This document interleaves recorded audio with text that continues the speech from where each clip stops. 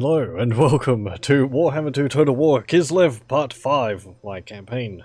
I just thought I'd let the introductory cinematic play out for once there. I haven't actually watched it in ages. Showcases the 3 out of the 4 major factions there, kind of all 4, but yeah, the High Elves, the Dark Elves, they're the spiky ones, and the Lizard Men with their Slan Mage Priests. That was a big fat toad guy on the throne. What's the point with shields if the arrows just go through them? You might as well not have them be able to move quicker. Combinations of, like, I don't know, the Dark Elves are just that accurate with their repeater crossbows. And, I don't know. The High Elves have their shields because they're supposed to be so good at using them, and they're too arrogant not to, or something, I don't know. Anyway. And the rat representing the Skaven. We have fought in our campaign. Plot arrows intro video, of course. I mean, one of them went through his eye, so, well, it's just to showcase how cool they are. Also showed some of the lords for them. I think the Slan was Mazdamundi, which is a legendary lord for the Lizardmen. The mage fiddling around with the stone circle was Teclis, who is a very powerful mage for the High Elves, and the spiky guy in the gold helmet with the horned crown and big sword and cape is called Malekith. He's the leader of the Dark Elves, kind of like fantasy Darth Vader in a way. Wears the armor because he was terribly burnt during a ritual which denied him the throne of Ulthuan. He's had a bit of a grudge ever since.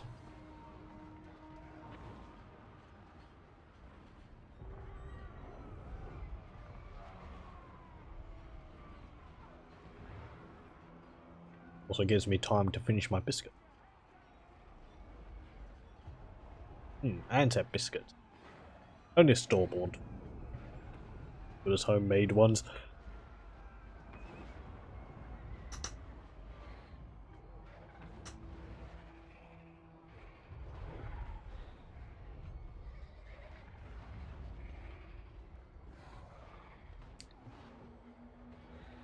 Burned during a ritual and denied the throne. Bummer. Yeah, don't you just hate it when that happens?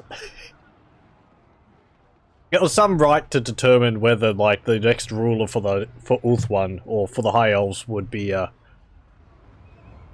worthy of the throne. They had to enter the flames of Asuryan, which is their phoenix god. And by going through the flames, they will be reborn and proven to be chosen by Asuryan for the for being the rightful king, or some such. Malekith was the one to be in line for it, and he went into the flames and he got burnt, and so he jumped out of them and swore vengeance and ran off. Or there's more to it than that. He went in, he got burnt, he came out, he jumped out of it, then someone else, I think, went in and became the king, and Malekith was like, it's supposed to be mine, and there was a big civil war between the elves. They split up into the High Elves and the Dark Elves. And the Dark Elves all went off with Malekith into Nagarond, taking large chunks of Ulthuan with them. And there's been a bit of enmity between the two ever since. It's interesting, Malekith actually does have a legitimate claim to the throne. Is kind of been gipped out of it. So, in a way, he's completely right. It's just, you know, the Dark Elves also murder, pillage, and enslave everyone they come across. They're not nice people. But they do live in a very harsh land, so it's kind of a necessity. To a degree. The High Elves are just really stuck up and arrogant and isolationist, so...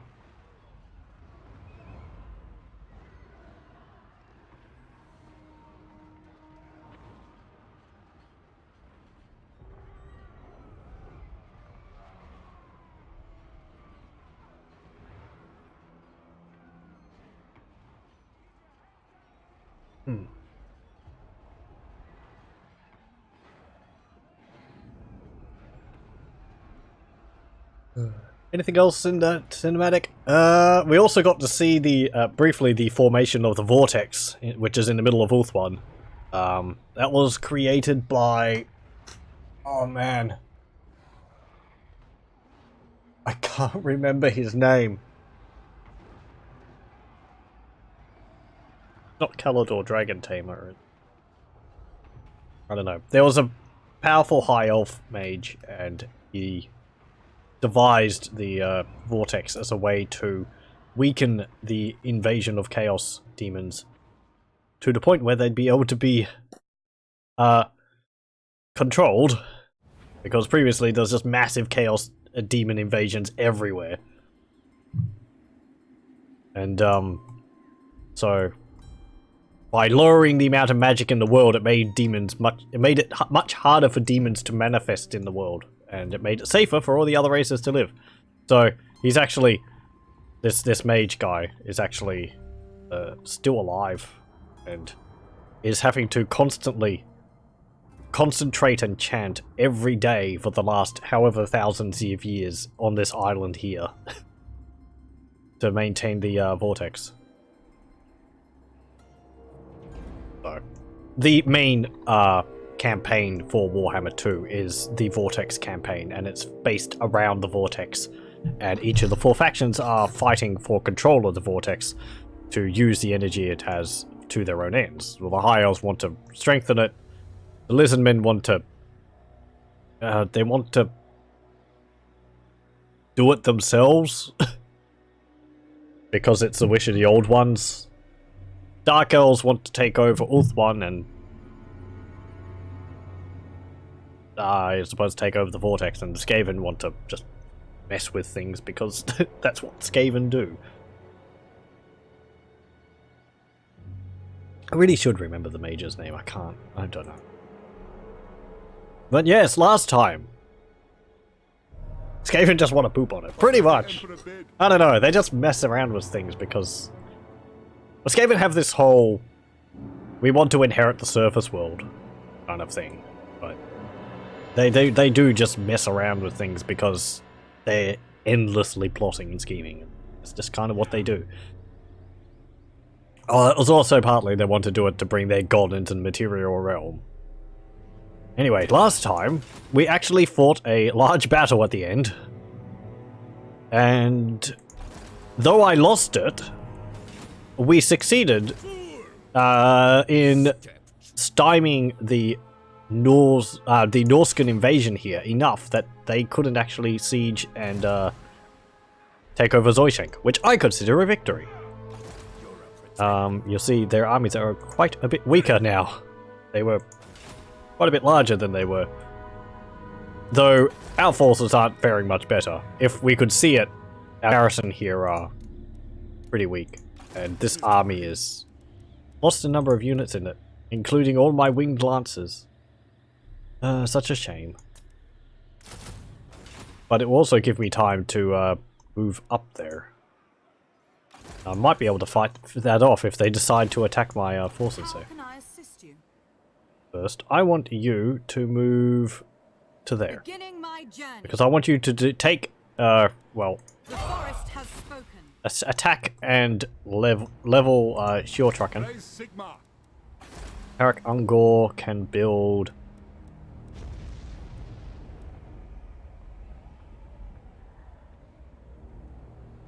What do I want from here? I can't build a tap room, so I need to build fields. 16. You're only getting 47 income, so that would be 9. Corruption's 11. But you're actually in the positive there. I'm gonna try and rush you back. How many turns would that take? 1, 2, 3, 4, 5. They're going to be done by the time I get back there. Tell you what. Let's recruit another lord.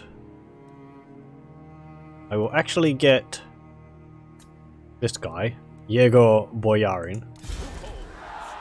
Go. Just so that we have a mixture. And he's basically exactly the same as the other ones, except the other ones are Norscan. Not Norscan, they're Kislev. So we'll give him a warhorse. And I will actually, instead of recruiting those guys there, I'll recruit them here. Go. So, if I move you out, -7. That can't rebel on 7 turns, so I'll move you over. It might go up when you leave, actually, because you've got 10. I think it should be fine. Lady of the Glade at your service. Okay. what? You basic armor, you've got that, I can't give you anything. No followers to give you. We have research to do. Right, let's get... Colonial factors? Firing drills? Rifled barrels? That will increase missile damage.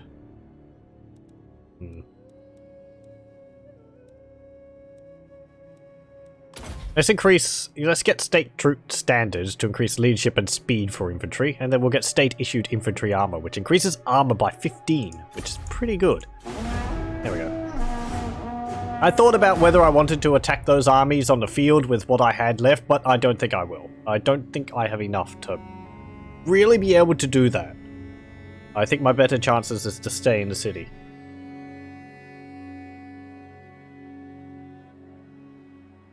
Either they will attack the city and siege it, and a siege battle, I feel I could do a better job of defending against them. That. Or they'll retreat back up to their settlement. Or, I don't know. They'll go to Fort Stragov and attack there.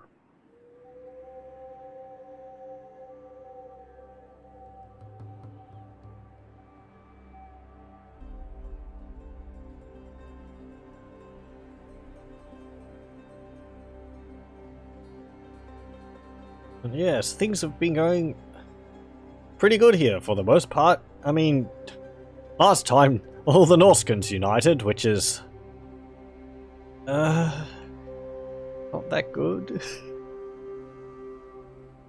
They're benefiting from all the value, all the settlements in Norsca now, so yay. That means they're going to be getting tougher units. But speak anyway. Oh, hello. Helmut Fuhlbach wants a word. It is Festtag. We should consider a treaty between us. Military access. No. Your refusal offends the Emperor. Yeah.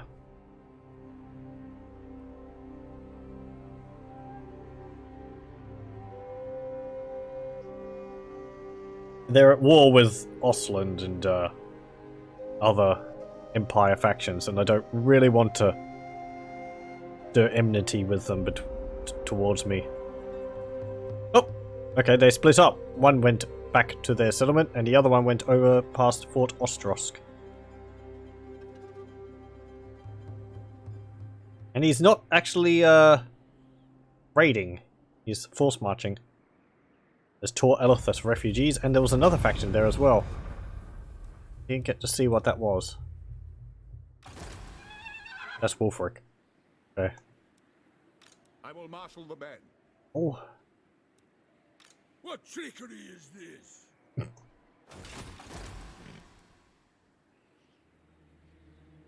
What? Your demise is certain. Hey, it's Egil Steerborn again. Okay. Order? I want you to attack Shortrucken, and then I want you to raise it. For the cat eye. Yeah, just attack it. Not the cat eye. Raise it. There we go. Oh, we got the Book of Ashur. This arcane tomb, bound in ancient dragonhide, contains much wisdom on the conjuring and subjugation of spells. That gives us plus 15 Winds of Magic Power Reserve. That's a pretty good thing to find. Confident Attacker, also a trait, which has multiple stages. Achieved victory from multiple offensive battles. Leadership plus 2 when attacking, and leadership aura size plus 10% attacking. You can go up to plus 3 and plus 20% and plus 4. Plus 20%, plus 4 leadership when attacking, plus 30% leadership aura size when attacking, and melee attack plus 4. However, if you lose, which battlefield? Suffered defeat in multiple offensive battles. Leadership minus 2 when attacking. Leadership aura minus 15. Poor attacker. Strike hard and fast or not at all. Minus 3 leadership, minus 30% leadership aura size. An incompetent attacker. The gods do not look favourably on failure. Leadership minus 4. Leadership aura size minus 50%. And melee attack minus 10. So, I don't think I've ever gotten that. A good attack requires skilled warriors and superior numbers.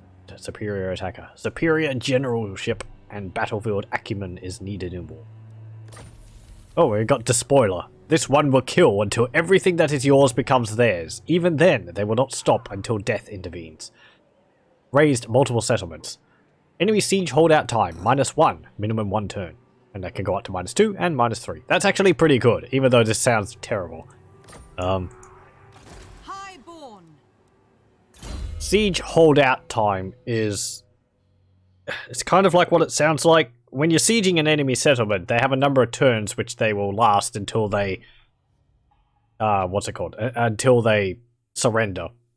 No, until they start taking attrition from, you know, being sieged. That lowers the number of turns that will be between you sieging them and them taking attrition. Some of the factions are really good against that. I think Skaven can get pretty good. I think Warriors of Chaos can also get pretty good at having very low number of turns before attrition sets in.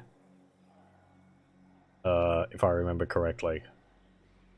Beastmen as well, maybe? I don't know if any of the goodly factions have that. To the provinces. Wait.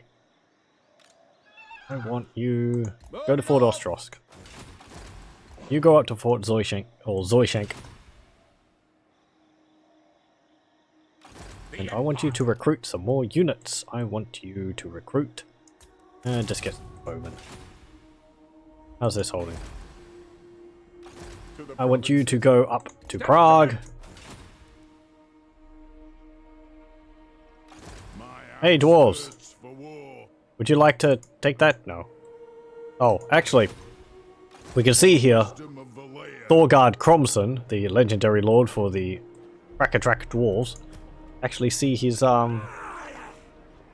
He's not settlement. He's stats. Axe infantry, armored and shielded, melee expert, charge defense against all. This is rather common for dwarves. He has 120 armor with a shield, bronze shield only. Encourage, hide in forest, and he has Mighty Oathstone, which affects allies in range and gives them all plus 27 melee defense and expert charge defense. It means it's very hard to move them when he uses that ability. I believe on the tabletop, Dwarf Lords had the option of dropping a Oathstone, which is kind of what it sounds like. It's a massive stone that the Dwarf Lord carries around, or their attendants carry around, and if during a battle they feel the need to, they will put it on the ground, stand on top of it, and swear an oath that they will not move from that spot until the enemy is either defeated or they are dead. So, yes.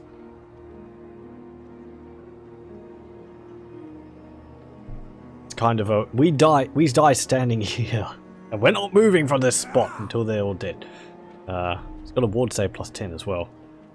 Talisman of Protection. Got Grom Bakrez. I think we've seen those. The rest of it. Krakatrak's not actually that big of a settlement. It's because they haven't built any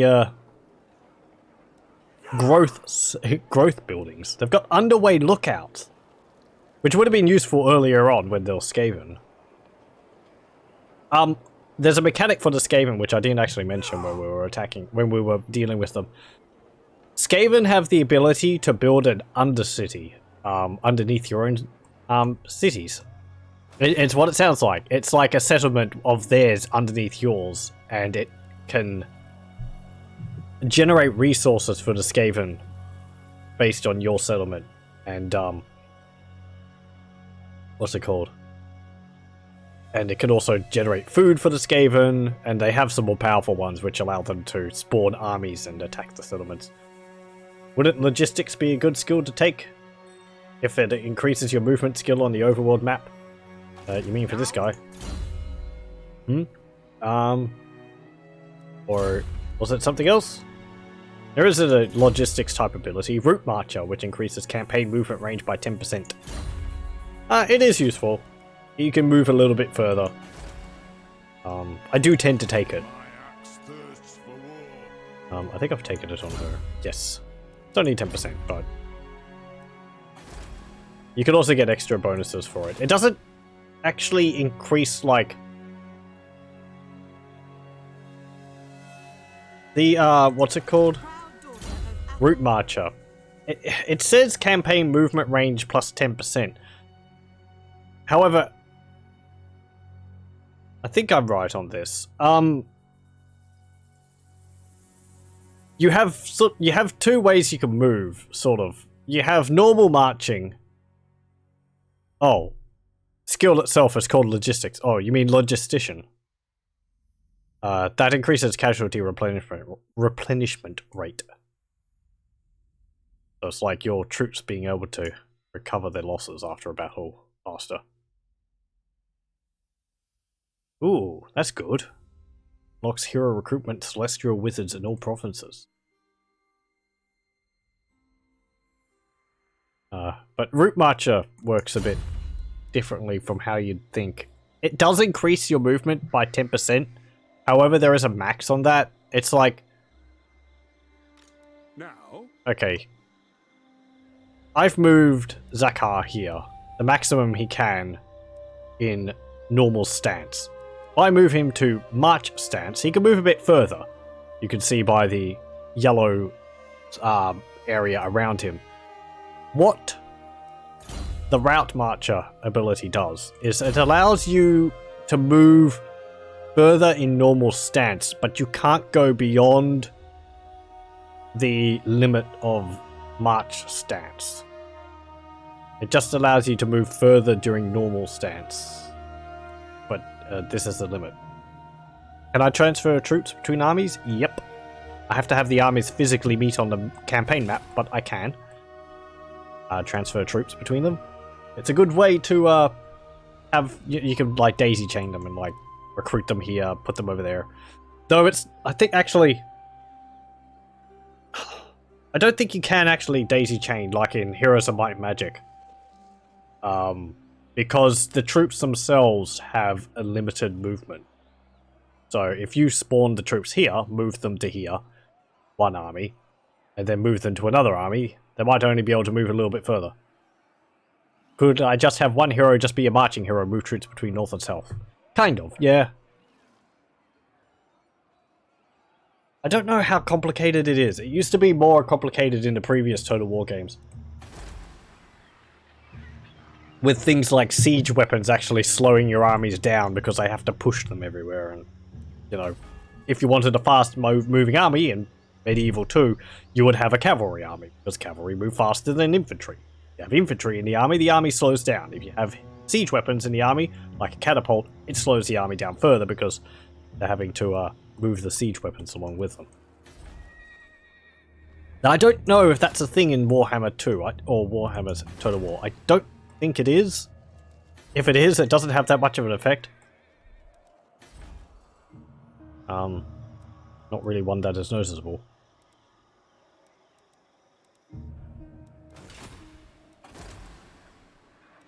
It is a feature which I kind of miss. I don't know. It's just little, you know, little mechanics which sort of make things a bit more interesting. What do you need? Yes, what did you have? I was going to give you the, you got the Scroll of Black Horror. Do I want to give you the Book of Ashur? No. I'll give... Book of Ashur is not really useful to anyone because I've only got one spellcaster. I will not. Build anything there? Nope. About up here. No. No. No.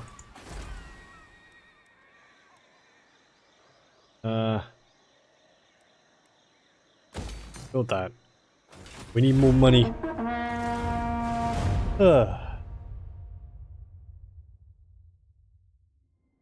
You should recreate Sobieski and mimic his cavalry charge in the Second Siege of Vienna, where he charged down the Ottoman with over 5,000 winged hussars, the biggest cavalry charge in history. I remember watching there's a channel called Extra History.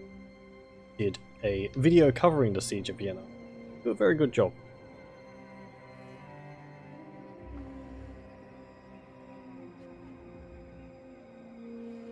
I will build more winged lancers when I get the ability to. Or Griffin Legion. I think they're the better version.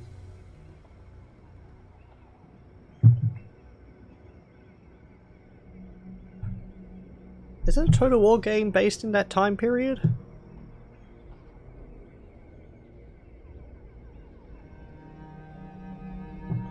What time period was that? Like 1600s, 1700s?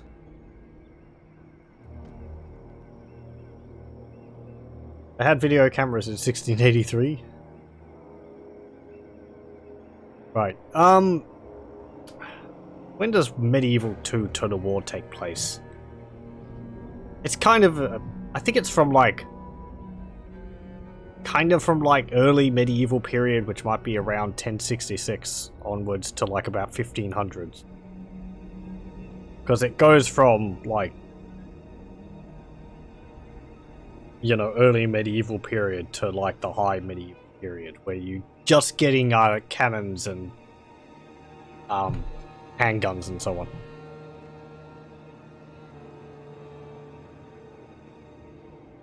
So yes, I remember the video was very interesting because it showed it from like the multiple perspectives of like why the Ottomans were attacking and why Vienna was what Vienna was doing and all that. You probably know more than me. I do like history, but I don't have a very good memory for all the details. Oh, for the dates. Right. Oh. Well, they've taken Oakenhammer. Zufbar is still there, and Karak Dromar is still there. Zufbar is a dwarf settlement here, and Karag Dromar is over here. We'll move you over here. There's Schwarzhofen. The world will drown in blood. And there's Vlad von Carstein chilling in Schwarzhofen. Oh, they've taken the Moot. The Mootland. No, the poor halflings. They're going to be starving. They're not going to be having their allowances and second breakfasts and all the pasties they can eat.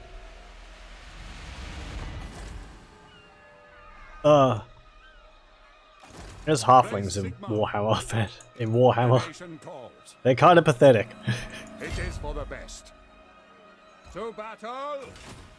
You play 4X strategy games like Europa Universalis, you actually learn a lot of history and geography from games. I completely agree. Can I offer assistance? I remember the Age of Empires series I always liked because they gave bits of history along with the levels, explaining events which were going on and so on and so forth. So, I do think over time details have changed because people have discovered new things, so it's a bit dated. My journey begins. Okay, we can continue along this way. Wait, can I actually... I acquiesce to your request. No, I can. I can just march through their territory. I don't get corruption. Finding pathways. Your Truckins ready for the taking, if you wish to. Aye up.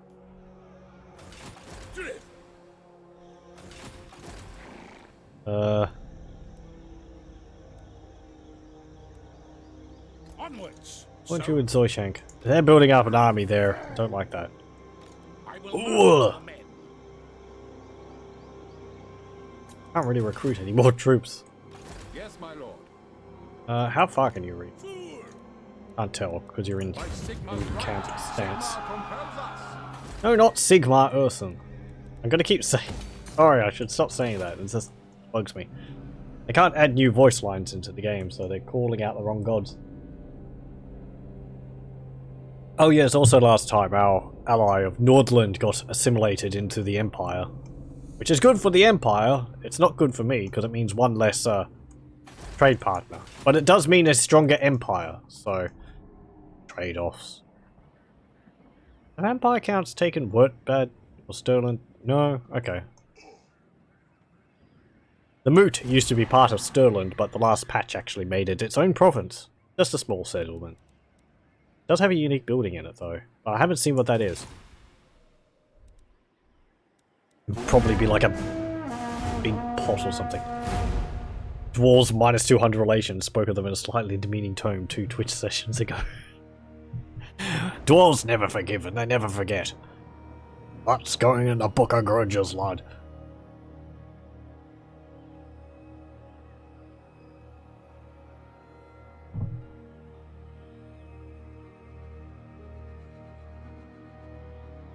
Making short jokes, that's a grudging. Not paying how much you owe, that's a grudging.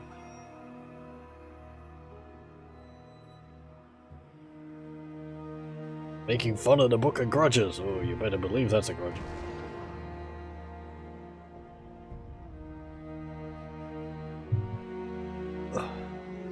It's ridiculous. Thorgrim Grudgebearer, the king of the dwarves, the High King of the dwarves, he goes into battle with the Great Book of Grudges laid out in front of him on his throne, which he gets carried around on. And he writes in it in his own blood. Let's look at the dwarves of Red Mountain, see how well that worked out for them. They shouldn't be messing with hearts of gods.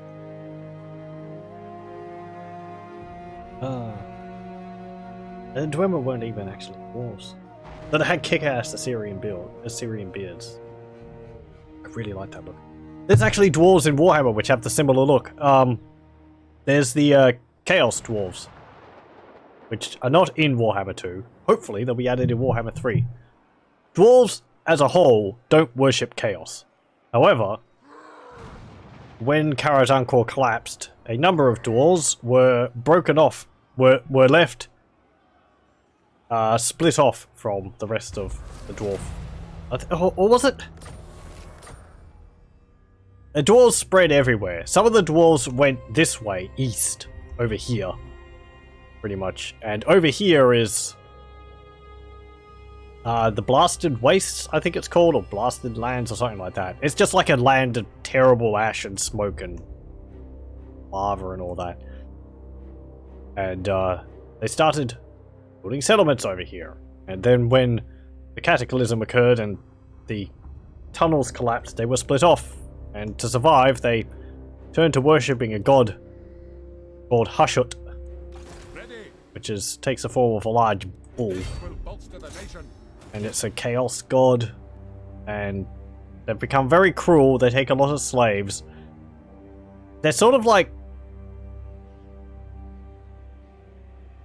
magic using slave driving technologically advanced dwarves. They have blunderbusses and cannons which are possessed by demons. And very tall hats. And again the what's it called? The curled Assyrian style beards.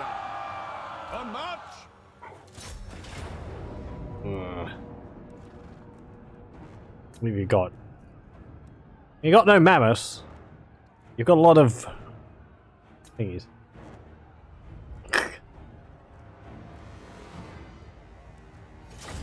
I like that quote. Why did I follow him? I don't know. Why do things happen as they do in dreams? All I know is that when he beckoned, I had to follow him. From that moment on, we travelled together, east, always into the east. I really like the cinematic. They're really good. Or, what's his name? Marius. Just a dude. He had to put up with so much crap. I don't even know why. I don't even know if we were ever given a reason why. I kind of prefer that we don't, if we don't get a reason why. It's just like some guy who just got pulled into things bigger than he is.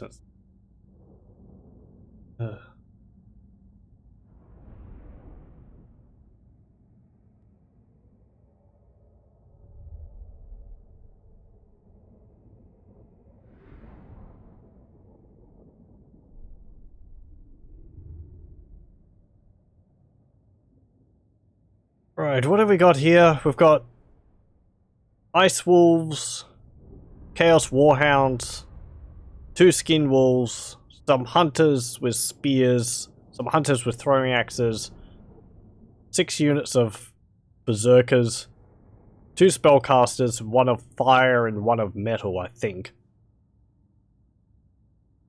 A Skin Wolf Werekin and Egil Steerborn. So, we do have 3 armies, and I have mounted cavalry. So they will be tired because I had to march them a little bit to get them in range of the battle. Don't let us down, Yegor Boyarin. Okay. Oh, both my armies are appearing over here, and we have a big hill here. That's pretty good. So, yes. You go like that. You go like that. Oh, okay, we can actually see them all now. There's a Skin Wolves. There's more Skin Wolves. Can we see those Ice Wolves anywhere? No. Okay. State troops ready.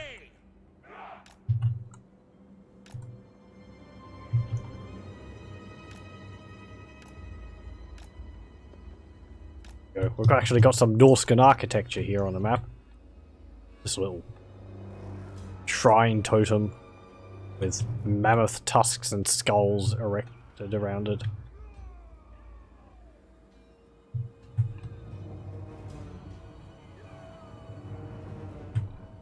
And let's hope that our reinforcements will be able to get here in time to reinforce. We'll move you back a bit, actually. There's not really a good way to position my troops on this hill. No. Stand ground? No. Shalia protects us. Okay. Swordsman! Send us out. Ready.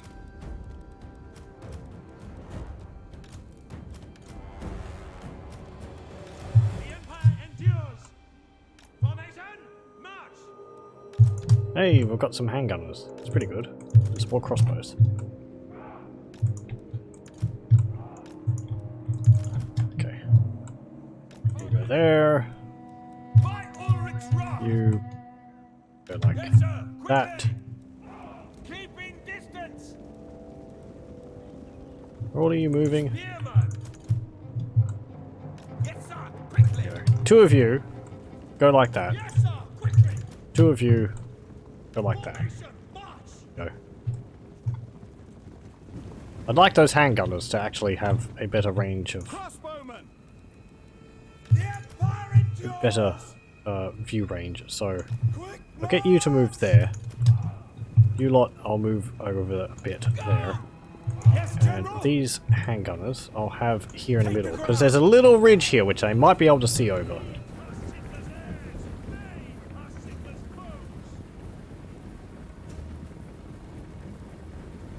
Halberdiers! These halberdiers are the general. Cavalry ready! Take the ground! Attack! By Ulrich's wrath! Swordsmen, ready!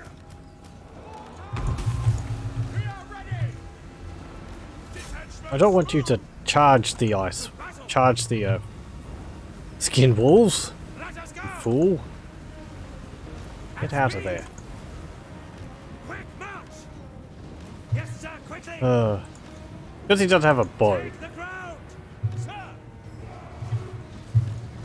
Moving now! Yes, General! No lingering! Take position! For the Warhammer! Okay. How are things going?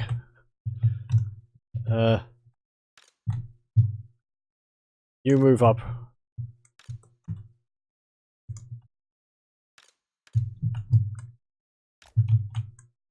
I want you actually to move over there.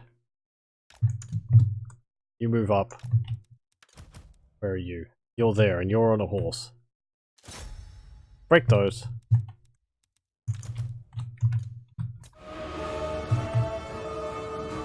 Weapons drawn! Sigma call! Just charge them. They're just ice wolves. They're not anti-large or anything like that.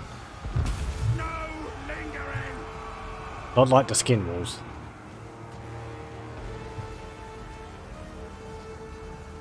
Okay, good. They're broken. Quick march! Taking position!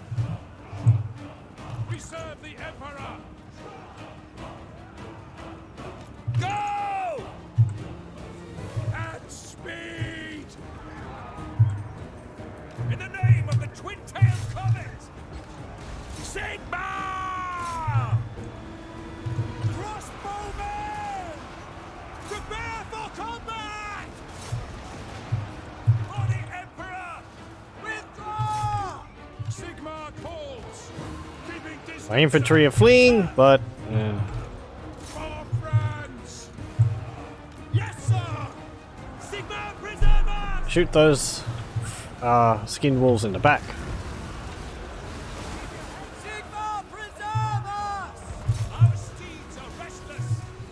Charge over there. Outriders!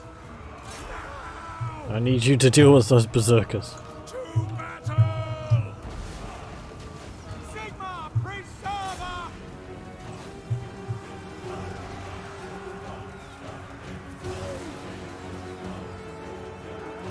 Sigma! Actually, don't attack Higil and Steerborn.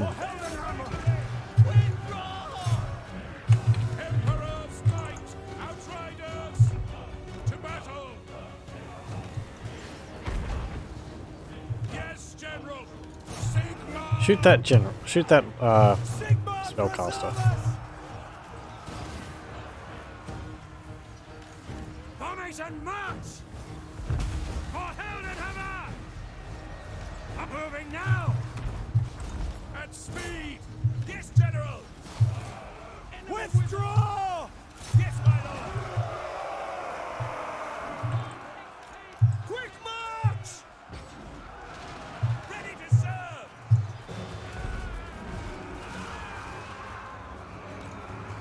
Outriders! Get them! Ready! Sigma calls! My orders stand! By Gal Moraz! Withdraw! We obey! In your sights! Go! The ground quakes! Over there. March! Take the ground! Outriders! Go! Shoot them! For the Emperor! Shoot the ones with javelins because they're anti-large. Our orders! Good, good. My troops are rallying. Yay! And we won. Emperor's might! I know they just tore through my front lines, but yeah. Engage! Sigma Service! Chase them down. Hammer! For France! Sir! Hammer and blades ready! Ready! Outriders! Ready! Yes, General! For the Emperor! Engage! We serve France! Ready! Taking that position! There. Sigma calls! I actually want you to deal with that guy. You can deal with those guys. No lingering! Yeah. Probably could have done that a bit better, but... oh well. We got the job done. Ready to serve! I speak, you act! I don't know whether my other general died, or whether he retreated. I remember seeing him fleeing with basically no health.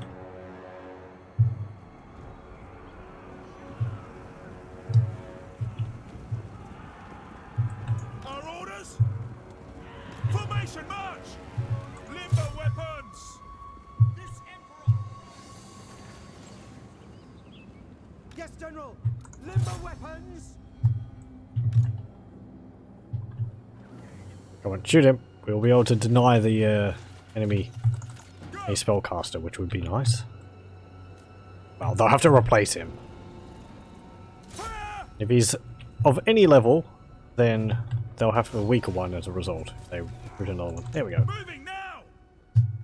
Weapons drawn! Cavalry ready! Weapons drawn! Prepare for combat! Outriders! Sigma calls! General! Quick march! Okay. Fast forward. Just want to chase down Egil there.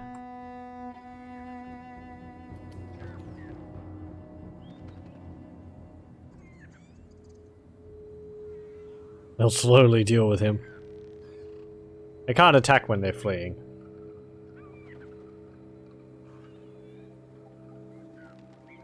So we can just cut them down while we're bumping around them like this. Hopefully this will teach the Norscans to stay out of Kislev. Yeah, sure. And there's just one more on a berserker over there, so we'll let him flee. Right. 600, about 700 losses. Well, they killed more than we killed for them, but 121 kills on one of them Marauder Berserker unit. I look at Marauder Berserkers and I'm like, they're Berserkers, they've got basically no armor, they're not that much of a problem. Then they get into melee and it's just... oh look! Units we can cut apart. Egil killed 80. That's impressive.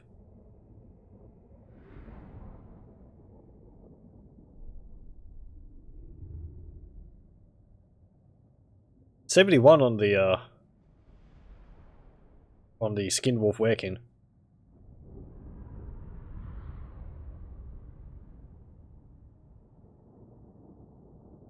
We don't get to see the stats of the other ones, I don't think. I don't think I could switch between them.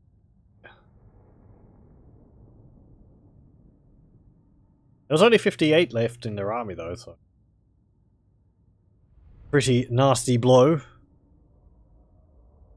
And from this, most of them were Skin Wolves, the Ice Wolves, and the Chaos Warhounds.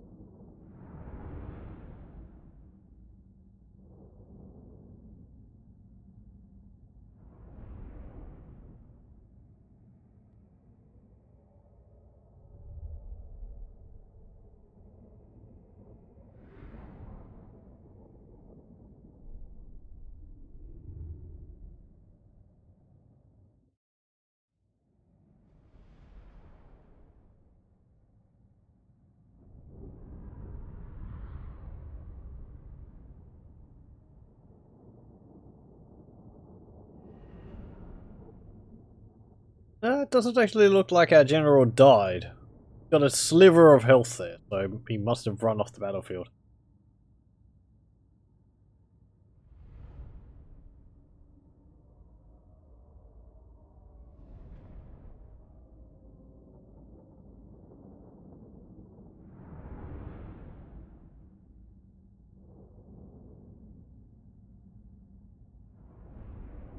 Was nearly killed in the battle, but he fled before his troops.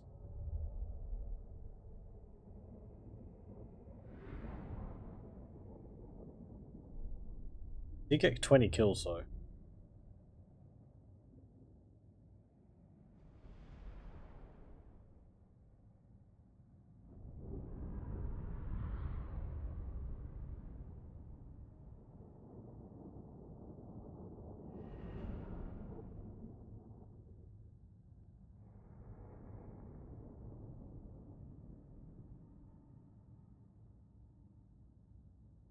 There would be a better way to deal with Marauder Berserk.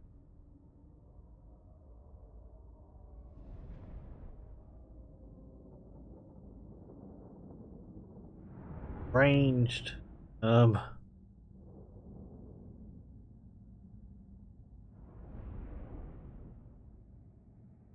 Magic would be nice. Could hit them with some spells. Don't know actually if they have spell resistance.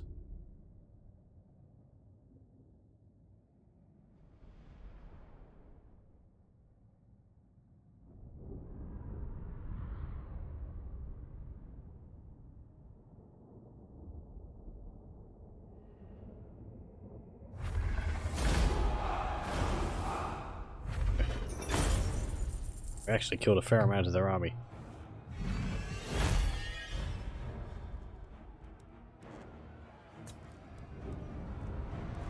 Execute. Olaf of the Vargs, Egrim of the Beast Flayers, and defeated Egil Steerborn again. Ruin's End! Dark corrupting evil forces have no place here! Achieve victory over Chaos or Norsca multiple times. Leadership +3 when fighting against Chaos and Norsca. Done, Commander. Yes, my lord. Yes, my lord.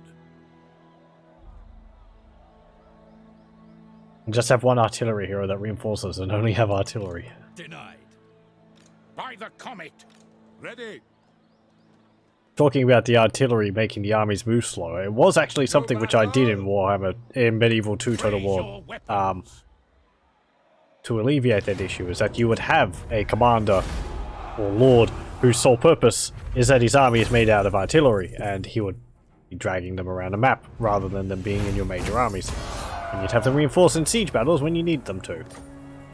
To the provinces. So, felt neat. It was like, you know, oh, this guy's specialty is artillery, and they're just a reinforcing army. And, oh, we're up against walls.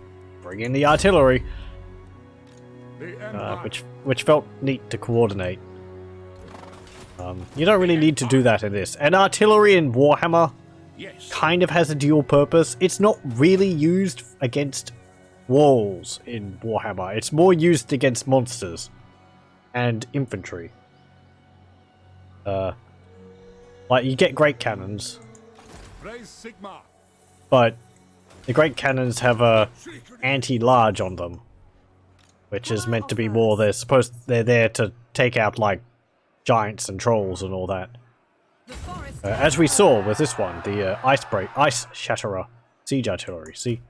Anti-large. So you can attack walls with them, but You need me? if you reinforce with 15 battalions of cannons, I should be able to inflict some damage. Yeah, I'm pretty sure you would be able to do that. I'm not likely to do that though. I like making armies which make sense. I have seen people who make armies, I have seen armies which are made of, like, great swords and steam tanks. And they are very effective. But I like making do with the, weaker units. I feel in a way it's, like, I don't know. I'm able to win with, like, less. Anyway. So.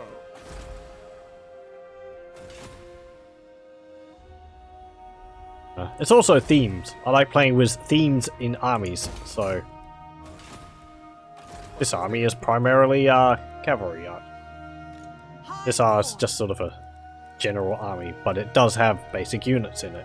And then it has only a few elites. I don't like having armies of more elite units. It feels weird. Especially as the Skaven. When I play as the Skaven, they have a unit called Storm Vermin, which are heavily armored Skaven. With halberds or swords and shields. But if I play as the Skaven, I pretty much always restrict myself to just one unit of Storm Vermin. Because, in my mind and from playing tabletop, Storm Vermin were there to protect the Lord. You had one squad of them.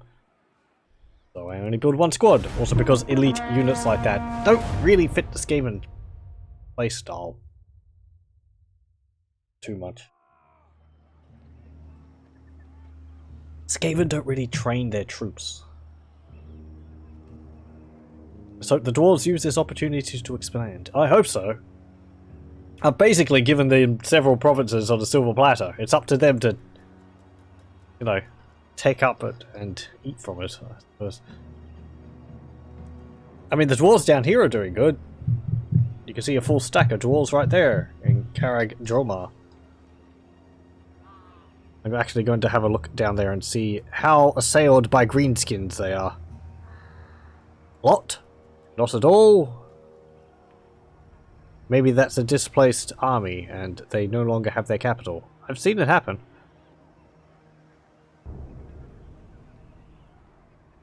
Unless the AI is set to not expand when in war.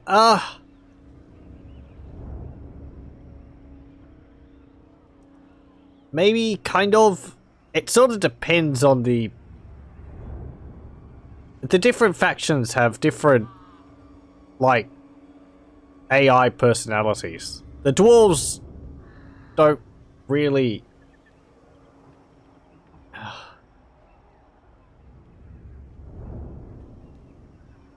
It's like... I can't really... They're supposed to have, like, personalities which make them more likely to do certain things. The vampire counts, for instance, have a personality which is supposed to be, like, I think it's called, like, Ruins Inhabitor, which means that if there's destroyed settlements, razed settlements, they're more likely to capture them and build and, take control of them. Though they tend to just siege and take settlements as well, so there's not really that much of a difference. The Wood Elves also, they're not likely to expand, but they have periods where that's like alleviated and they go and attack and just take over settlements as they can, and then they'll stop.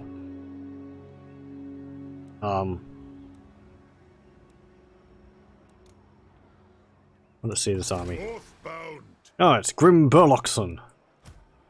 That's another lord added by a mod. When other aspirants were still learning basic principles, he had already constructed a self-lighting pipe, a steam-powered beard braider, and a double-barreled rifle that could kill a half-dozen greenskins with one shot. He's a master engineer lord, or legendary lord, added by the mod. Second Dwarf is still controlled by the border princes. Interesting. These southern factions here are kind of like the Italy, Spain, and Vienna, I suppose. They have Knights Militia. Varenka Hills is still controlled by Barak Var, and the whole of Blood River Valley is. Interesting. Karasa Karak is controlled by the dwarves. Okay, that's good. Are we able to show the thing about the vampire counts? Speak thy words. Should be here. And pray to thine pitiful little gods. Maybe not. I mean, you can see some of their personality things here. Schemer constantly plots to break friendships and make other question their allegiance. Opportunist prefers striking at undefended lands whenever the opportunity arises. Sigma's will. The border princes are diplomatic. Official relations between powers are what really matters. Statecraft is all. Marauders all. Vanna Heimlings have defensive, more concerned with maintaining borders than expanding them. Conquest is not in their business. Underdog, instead of trying to get to the top of the food chain, this one prefers joining a worthy faction in Confederation. Naval Aggressor prefers attacking enemy port settlements, even if easier targets are inland. Is it because the Norscans can't actually settle other settlements? They can settle port cities. And they can settle major capitals like Altdorf or Kislev, but they can't settle, say, like Fort Ostrosk. They can just raise it. Let's have a look at the dwarves up there. They're defensive, they're reliable. What is agreed is set in stone. It is highly unlikely that this one will break a treaty or go back on an agreement. Holds grudges. Dwarves do not forget grudges. Indeed, they harbour them, recording the slights and wrongdoings in great volumes. Distrusts dwarves. This leader doesn't trust most dwarf leaders and has an effect on diplomatic relations. So, you can see they still have the issue they had with me against trespassing against them. I think it just means they hold on to them longer. Underdog and joins the Empire, flavor fail. They're sporting the Holy Roman flag though. You mean the Border Princes? Yes. Yeah, it kind of is. I don't think it's a double-headed eagle, but I wouldn't be surprised if it's similar. I forget what faction the Border Princes are supposed to be based off of. Estalia is Spain, basically, and Tylia here is like Italy. Like, you know, trade empire Italy. The Border Princes... don't really know. The same general area, though. See. The Avaland here. Where's my hero? There he is. We'll march you down this way, actually, so that we can see along here. I will marshal the men. Are you going to attack there? I would prefer if you don't. Called. Going forth. To the provinces. This will bolster the nation. Praise Sigma. Fight for our nation. You're gonna get chased down eventually, Wolfric.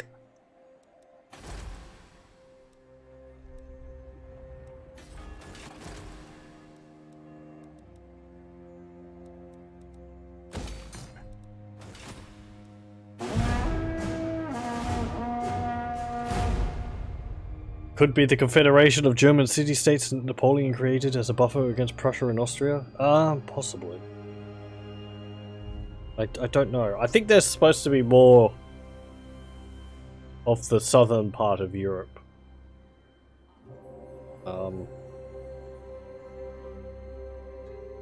As I said, like Vienna, Milan, Spain, and Italy. There's not really direct analogies. There's sort of a mishmash. Stalia is Spain, sort of. Italia is Italy, sort of. Border Princes...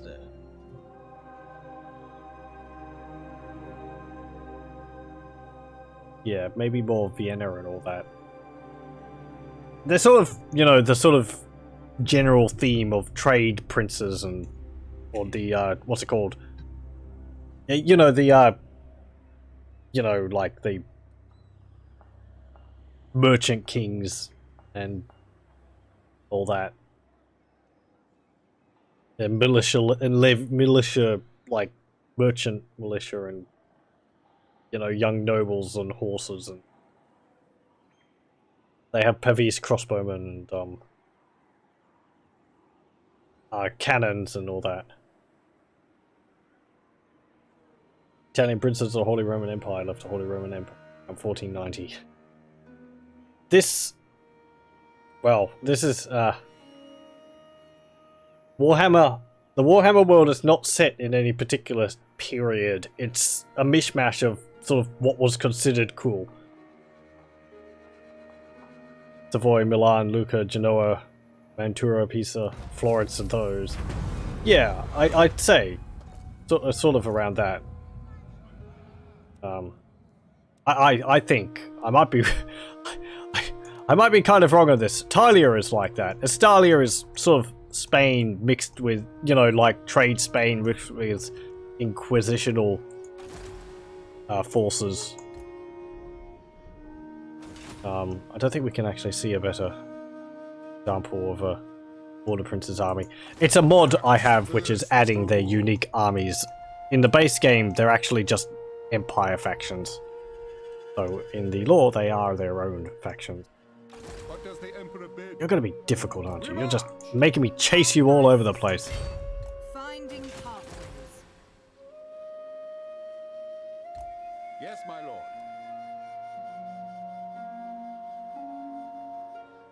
But yes, the Warhammer setting is not based in any one period. It's sort of a mishmash of what was considered cool. Like, the Empire is broadly based off of the Holy Roman Empire, with all the client kingdoms united underneath the Emperor.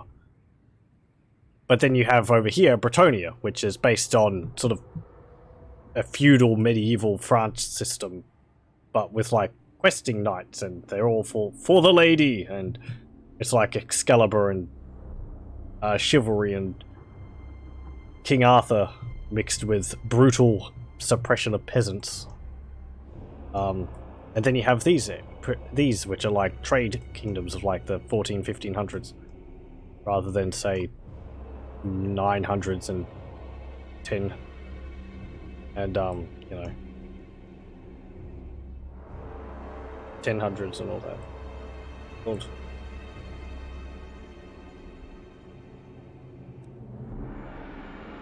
And the Empire have like handguns, but Bretonnia don't make use of handguns.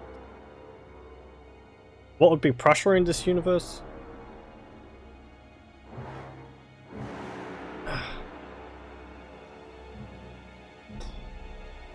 Probably the Empire. The Empire is sort of the Holy Roman Empire. It's not really a direct analogy.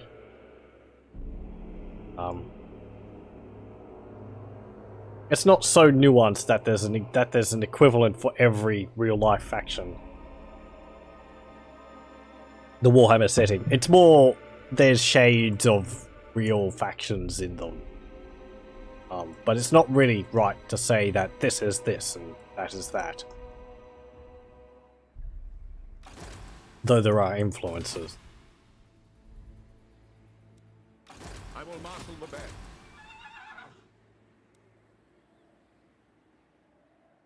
Like, there's Crusader states in this, but the Crusader states are part of Bretonnia. So they're like feudal kings living in Araby down here.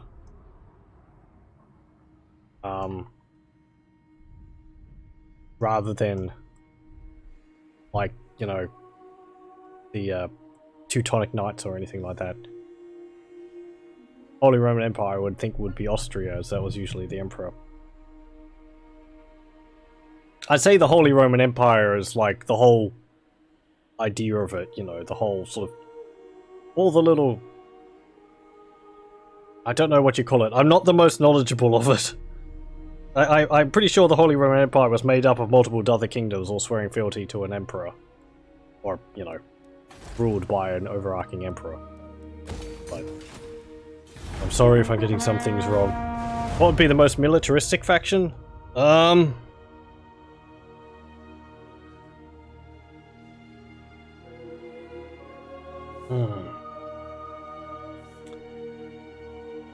There's multiple factions competing for that. The Warriors of Chaos, as a whole, are completely focused on battle. They live for war. Peace is not a concept they accept, and their gods demand them to always be fighting to prove their worth. In fact, the higher warriors of the Warriors of Chaos are so made for war that they get blessed by the gods with armor which protects them greatly, but they can't never take it off. It's fused to their body. And they're given to demonic weapons. They're sort of like heavy metal, heavily armored Norse, heavily armored Vikings. They come in raiding bands backed up with demons and champions with demon-imbued swords and carve their way through the Empire in Norscan. The Empire is more defensive, though there's a lot of feuding between the Elector Counts, which are the different provinces we've seen, like Ostland and Nordland and Averland. But that never really escalates more beyond, you know, oh, we used to own this land, I'm gonna fight you over it, or small battles, I don't think. There has been civil wars there, but I wouldn't be able to tell you much about that. There's the Greenskins, which are made up of orcs and goblins. They're very militaristic because they live for war. They do not like peace at all because they have so much fun fighting. And they're the best. And we's all about fighting and killing. Indeed, they get bigger when they're fighting. At least in Warhammer 40,000 they do. Don't know whether it's correct to say that for fantasy. But they're a constant threat, and they're always fighting because it's just what they live for. Other factions which are most militarist. Dark Elves are militaristic. They don't fight all the time, but their entire society is based around preparing for battle. All troops are enlisted in levies. They train. I think they have a lot of drills and like raiding camps and so on for slaves, which fuel their society. What do I want with you? I'll get inspiring presence. Yeah, it would have been helpful. More varied colours. Ostland's really the only one. Ostermark is really the only issue here. Unless Talabekland is close to our colour. Karak Kadrin is too. Where'd you go? Where'd he go? He was right here and now it's disappeared. Has he run off down here? Is he like sneaking around somewhere? Is he going to siege me? Or is he going to ambush me sometime? Step to it. By the comet. Go down there. You go over here. Compels us. At your service. You go over there. See if you could like... Oh, there he is. I go forth. Who calls? What?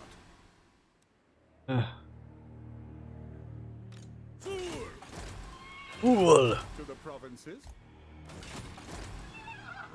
You hold Zoisheng. Any way to replay enemy movement? No.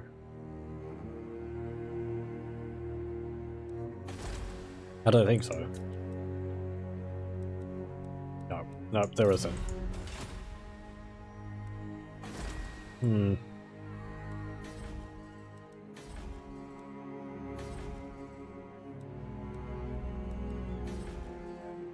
Karak Ungor is on its way to being... Oh, Chaos Corruption is increasing. Oh yeah, because of the event. Didn't think of that. Oh dear. Raise Sigma. What do I want for you, actually? Don't have any money to do. Proud daughter of Athel Lauren. I want actually you. I think you can go back down there. Lord's being annoying. Wolfric's being annoying. He's just wandering around the place. Do we see anything over here? Let's keep going down. Okay, Karak Hearn has Matorka. There's a Savage Orc Big Boss there. Greenskins. Nash Neck Snapper. The Bloody Hands tribe. Oh, they have Zavorak there. That's a Border Prince's settlement. Okay. Who controls here? Clan Angrund. Fine. Bloody Hands controls over there. Well, the greenskins still seem to have force. And there's also vampire corruption there. That's interesting. Oh, wait. Yeah, okay. Is that happening? I was thinking, where's the vampires faction? And then I was like, oh yeah, there is a vampiric faction down there. We'll have to move down there and see if we can see them.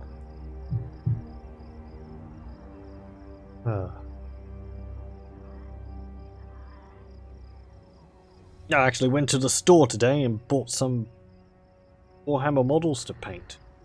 Got a set of 4 models and some paints. Kind of good value. Kind of. That's the first ones of the new models which I've ever gotten. Got some Night Haunts, I think they're called. They're like spooky ghosts with long spears and horse skull faces. Painting one.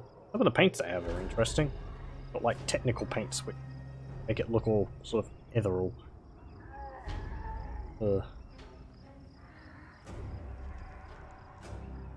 I was also looking at some D&D models, but paint usually comes in handy when planning on painting. It was the fact that it came with paints along with the models, and it's easier for me to stomach like paying 50 AUD for 4 models of 6 paints, as well as a brush. Or it was easier for me to stomach paying that for 4 models if it came with a bunch of paints, because I can use the paints for other things in the future. I think it unlikely that we will agree on anything, but please do try. Oh yeah, what do you want? Oh, a peace treaty? You're so afraid of losing your general that you want peace? You would be adhering to that for 20 turns, you know. Likelihood is high. Can I actually demand payment? How much can I get from you? Not 10,000 gold. 7,000? No. 6,000? 5,000? No. 4,000? Moderate. I guess I have nothing to complain about there. Ooh, that's strained. 4,000? Never! The fleets of Norscan will take to the seas and we will find your realm, Kerr. You've lost sight of me? I'm right here! Still in Kislev. I like a lot of the models Games Workshop been coming out with. Just getting back into it is... And getting the paints was a problem, because I had paints and they all dried up. The ones they were releasing back in 2006 or whatever were not very good. I have some which are really old, made in like the mid-90s, and they're still perfectly fine. But just the ones from like 2004 or 2006 are just... They just all dried up, and they're a plasticky mass which you can't add water to. Or as Borka gets engineer. Ah, lad, an engineer knows the sweet spot in any building. Construction cost minus 5% for all buildings, and income from all buildings plus 5%. That's nice. Now, It doesn't help that the paints are like... They used to be $5 Australian per. And then they increased the prices. I think they're like $6.50 now. Hostile lands. Am I not inside my own territories? Did I say...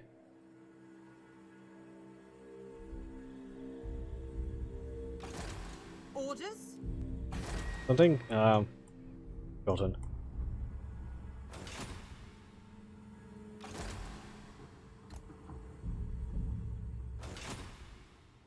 Oh, we can see Balagar Ironhammer up here. He's pretty fun to play as. A burning desire for vengeance and justice drives Balagar Ironhammer. He will reclaim his throne no matter the cost. And he's got a bunch of ancestor heroes with him, which are ghostly dwarves. Said I was in... Oh, the event that popped up said I was in hostile lands. Did it? Oh. Yeah, right. It was saying, like, I was traveling through hostile lands. It's like, make a decision based on it. And I think I went with nothing. Yeah, it would increase leadership, but you have to pay 1,500. It's just an event which pops up. I don't think it's actually specific to whether you're going through hostile lands or not. Hey, dwarves, are you taking shore trucking yet? No. Honor to your ancestors. Well, we didn't make peace with the Norscans. But whatever. I tried to get 4,000 gold from them. Oh. No loss.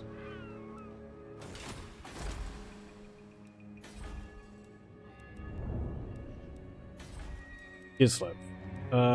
Get clothier. Do I want... Build the clothier there, because The Empire.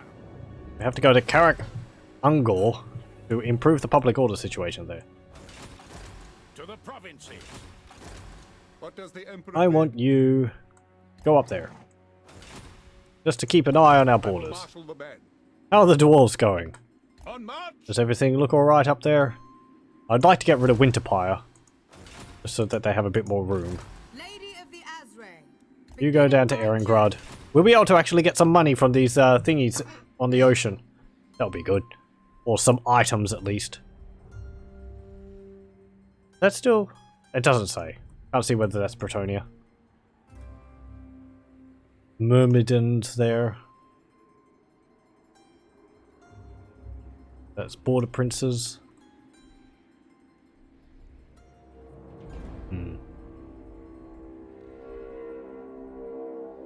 Waldenhof has been raised. Is that done by Arakadrin? No, they're actually at peace. Did Ostermark do that? No. Did Ostermark do it? It's faction? I keep forgetting the name of this faction. Approach and make your Ostermark. offer, but I make no promises Yeah, to my and assent. Wolfram Hertwig.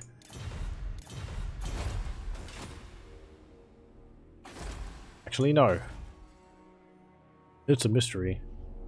Well, they're allies, the two Vampire Counts factions. Not surprising. Ugh.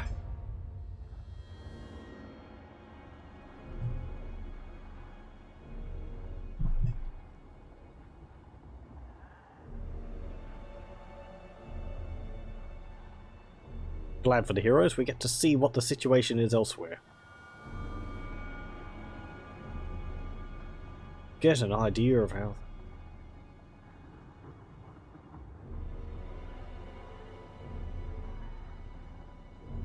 It's still relatively early in the campaign though, so things shouldn't be majorly different.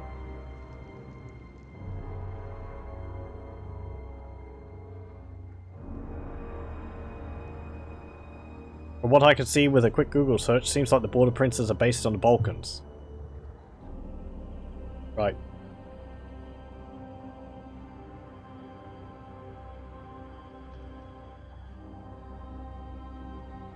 I can't really say one way or the other. My knowledge of the Balkans is very limited. And though I do know about the Border Princes, I don't know, I haven't read too much lore about them. They're not a major player in the Warhammer setting. They were earlier on, but as things went on, the other factions sort of were more in the limelight. And, Border Princes, Estalia, Tylia, sort of fell to the wayside a fair bit. Were given occasional mentions, but they never had actual armies themselves.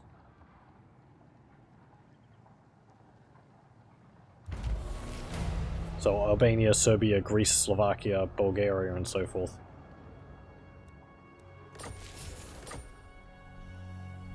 Yeah, I don't know if they make use of, like... Wow, I wouldn't know.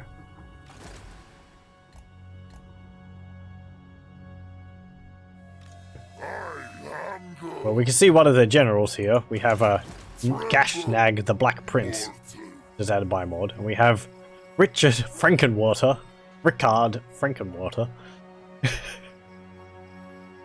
who has a conquistador helmet on. Gashnag the Black Prince is actually a vamp. Oh, that's why there's the vampire corruption, isn't it? No? Yeah, no. Gashnag is a lord of Border Princes. He's actually a Strigoi Ghoul King vampire in disguise. But I believe he's actually kind of a good guy to be ruled by. The populace don't know he's a vampire. He disguises himself. The Black Prince, he's a mercenary? No, it's more sort of, you know, oh, he's shrouded in mystery and... I don't know, I think the banner is actually a bit broken. Or maybe not? I don't know why it's black like that. But usually I think it would look like that. Might be black because of that, but I don't know. He's called more the Black Prince because he's shrouded in mystery. Ooh, he's spooky, kind of. But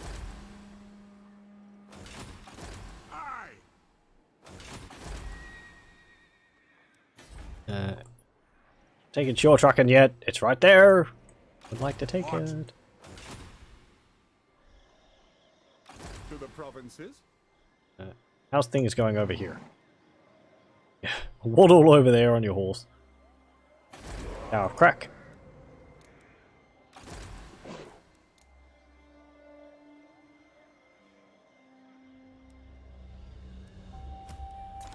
Get rid of this. Get those guys.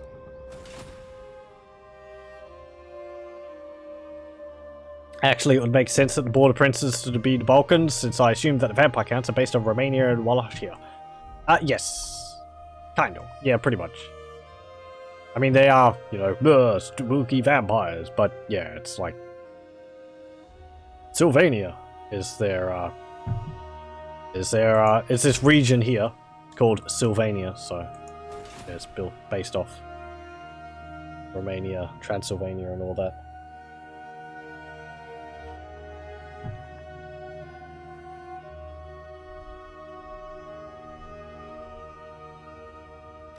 Though really in only in name, they don't have so much of the whole like Romania type thing. Other than name. It's more just a part of the empire which has been taken over by vampires.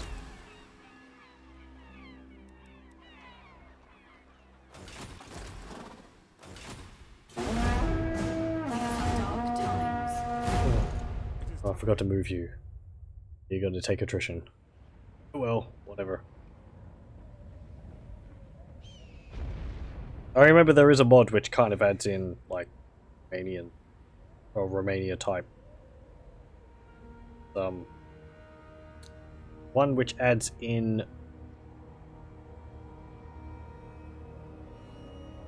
the, oh, what's it called? Strigoi Ghoul King's faction. They used to have an empire in the Badlands. People. Their kingdom was destroyed. Should be safe from the vampires up north. I think in the setting the vampires can actually manipulate the clouds and all that to cover up the sun if they need to move around during the day. And I don't know. The vampires aren't really inhibited by the sun. I don't know whether they are or not. I believe they are. In the lore, I'm pretty sure they are. But in Warhammer Total War, it's not actually that big of a deal for them, I don't think. The battles don't necessarily take place at night when you're fighting against the vampire counts. It could be more just overcast or cloudy. I will not believe a word you say, but speak anyway. It is Festag, non-aggression pact. Oh, you're still at war with me. Now I know why it's so difficult to get peace treaties and all that with Kislev when you're playing as the Empire, because it's just like, I don't want to get involved with the Empire and all your politics.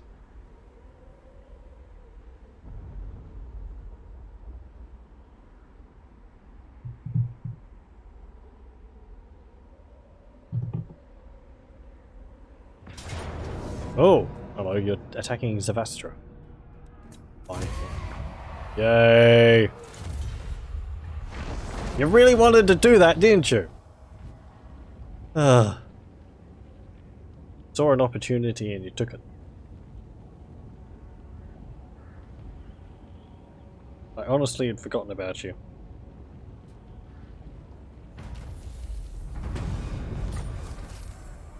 The nation calls. What do you need? Lady of Athel Lauren. Hey, Osland, if you end up taking that settlement and colonizing it, we're going to have words and I'm going to go to war with you probably because I want that settlement and you are not going to be taking it from me. Oh, right. Right. They raised a,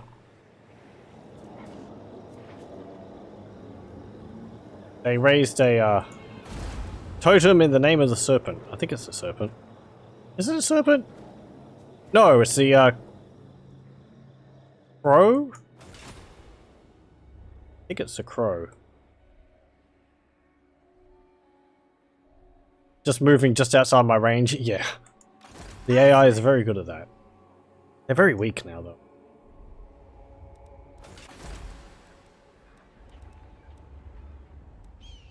Who calls? Yes, a sound plan. I want you to move into there. Build that. That.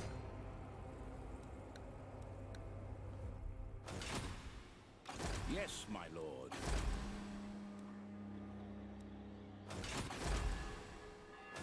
Another army's gonna come this way. They're like, haha, you've left your settlements free. I'm going to go and raid you now.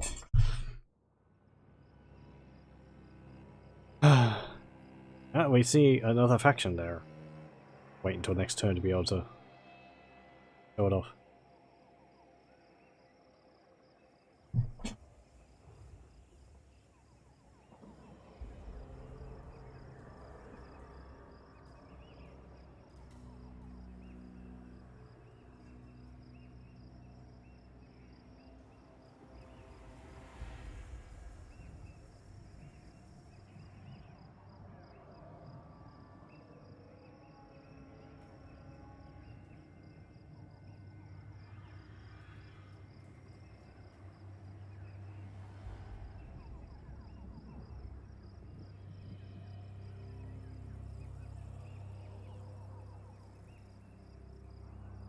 Normally, the camera right now, if we had visual on a faction, it would be following their armies and their heroes around. However, because the term time is so long in this campaign, the Mortal Empires, I have turned the camera off so it just scrolls through them as quickly as possible. In the Vortex campaign, I'd be more likely, if I played that, to have the camera normal, because it doesn't take as long. However, since there's so many factions in this, I have it scroll through them as quickly as possible. Just to speed things up.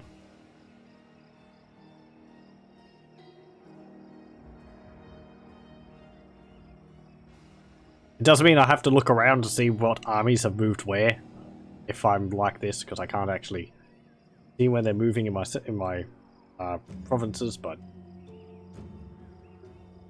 yeah, you can change it so that it only shows the movements of a certain faction. I just have turned it off for all of them. Okay, raiding Kislev now. Damn it! I knew you would do that. Ugh. The nation calls. That is extremely irritating. Osland, you are doing bad things, and I wish you to stop. You have no claim to that land. For the best. So, my Sigma's right.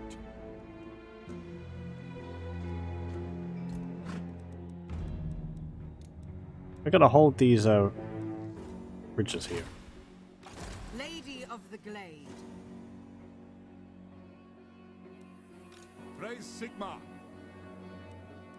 This will bolster the nation. Move you to that bridge. Lady of the Glade, at your service. I'm going to move you up to here. Yeah, it's diplomatic relations issue. I don't care. That was my province. And I'm going to take it back from you. By force, if necessary. Because that is Kislev land. So, And you have no claim to it. It just got raised. strengthen the Empire. Opportunistic sods. Oh, we're getting 1,000 in income perfectly. Fight a comet. By Sigma's right. Light you up. How much will it cost? Yep. Yeah. The nation calls. Don't get comfy.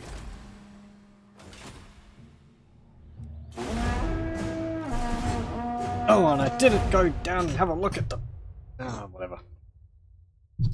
Ostland is messing up everything for me. How long is one turn? The Mortal Empires campaign? You mean like the turn counter? Or for me? Oh, do you mean like year length or like time length? An indeterminate amount of time. It's not specifically said. It could be a week, could be a month, could be a year. It's not given. Specifically so that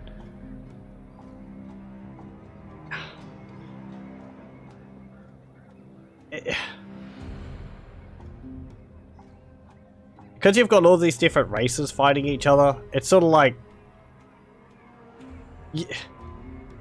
if time passed, then you'd end up with things like the human lords dying. Did Ostland come over this settlement being raided for like 1 day, 1 month, a year? Yeah. I don't know. A turn is a turn. It's not a specific amount of time. It's kind of purposely in Warhammer, as I was saying, because if you had time, Empire Lords would end up dying eventually. The High Elf Lords wouldn't die because they live for like 900 years or whatever. Or longer. I think they're kind of immortal. But yeah, you'd have Karl Franz and he would die. But Karl Franz is a major figure. Don't really want him to die. From old age. It's just one turn, it was there. Next turn, it was raided and raised, and then Ostland moved in. Look it over. Other Total War games have years, but that's because all the factions are human, because they take place in historical periods. Warhammer Fantasy Battles doesn't really work. It's got a time frame, and it does have a, like, time periods for certain events.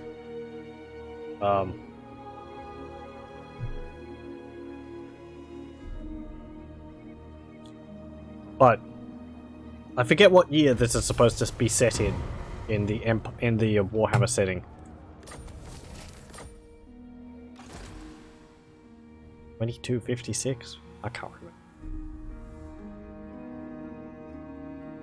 I could understand if the land was lost and I didn't resettle it for a year or so. I'd think others would think it was free land. But just as it burnt down and the last fire went out and someone settled it, it doesn't seem right. They're opportunistic, thieving sods of the Empire. They'll take it if they can. Yeah, we get to see Miragliano, the sort of Italy, Vienna-style faction. Leonardo Catrazza, one of their generals. They have Republican Guard, they have a Witch Hunter in their army, and they have Pikemen. The Empire. This one has crossbows, pikemen, and it's Borgio the Besieger. Another interesting thing in Warhammer setting is Border Princes Talia and Nestalia are the only human factions, or the only factions which make heavy use of pike. The Empire don't. They use spears and halberds, but they don't use pikes. It doesn't make sense. Yes, they go up against cavalry, and pikes would be very useful, but the Empire doesn't use pikes. I think the reason given is that while a pike could stop a cavalry charge, the Empire tends to go up also against things like trolls, and a pike isn't going to be dealing enough damage to a troll which can regenerate to severely inconvenience it. So they prefer a halberd because it has the potential to chop off a limb rather than just stab it through the gut. But yeah. We have Lucchini, which has been taken over, and we have Sartosa over here, which is owned by the Vampire Coast. or Pirates of Satosa, Vampire Coast faction. Spooky vampires and zombies, zombie pirates and all that. They have a lot of cannons, a lot of guns, and large sea monsters.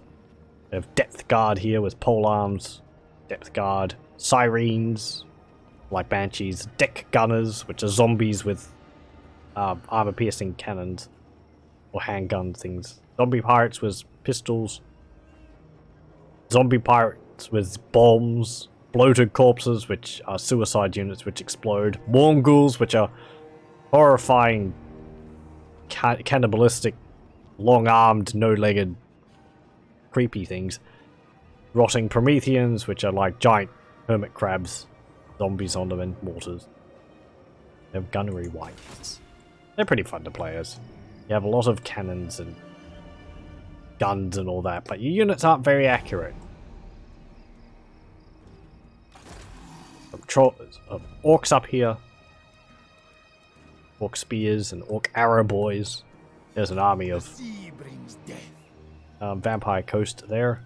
See, they have Lee Sorkins, Morgul Haunter, and Len the Stasher, the vampire captain, or vampire fleet admiral, sorry, of the Deep's lore. They have Sartosa Free Company, Sartosa Militia, which are some humans in the army, because the Pirates of Sartosa are led by a mutant human called Aranessa Saltspite. And she doesn't typically lead armies of undead, but in this, she's kind of been told to by the god that sired her, so she does. Oh, they're down there now. Proud daughter of Athel Lauren. Gonna take Zavastra. Don't think that I'm not. Okay. Colonize. You can search ruins. You get a little quest. You get a little puzzle to solve, and possibly an item if you succeed. But I don't tend to do them. Lower tainted. What Jakova? Build walls. I don't have enough money.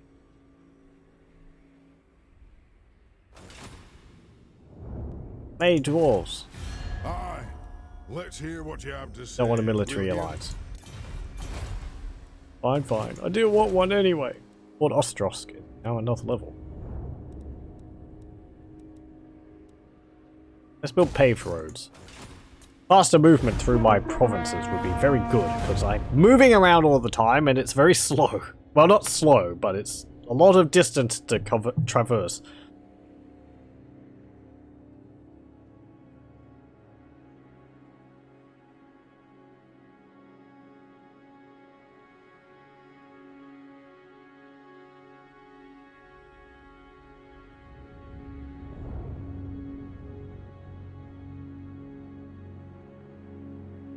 I mean, it actually kind of highlights there. Ostland was very quick on the uptake in settling that raised settlement, whereas the dwarves, or Cracker Drac, have not taken Sjortraken yet.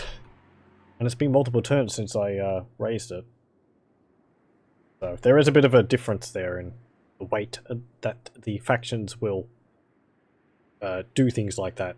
The dwarves don't tend to expand too quickly.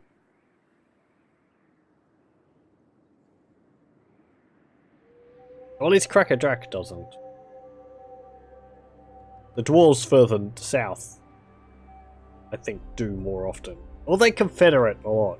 Because there's a lot of dwarf factions down there, but they all confederate with the main dwarf faction after a while.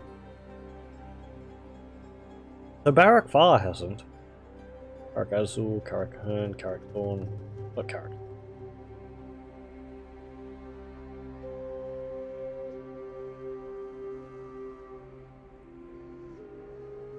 There is still some other...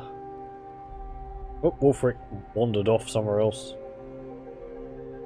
There is still some other Norscan armies, Norscan tribes, but they're further west, above the Dark Elves. They're not a problem for me. Hey, we got the armor.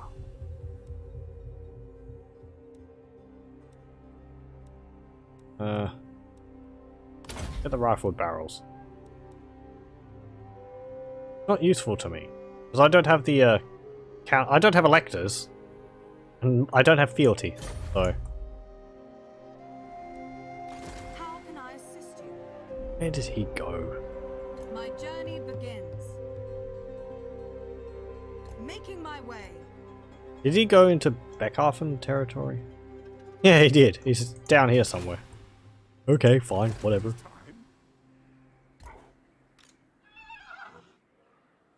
Go to there. Yeah, I'm marching through it. I don't care. It's mine.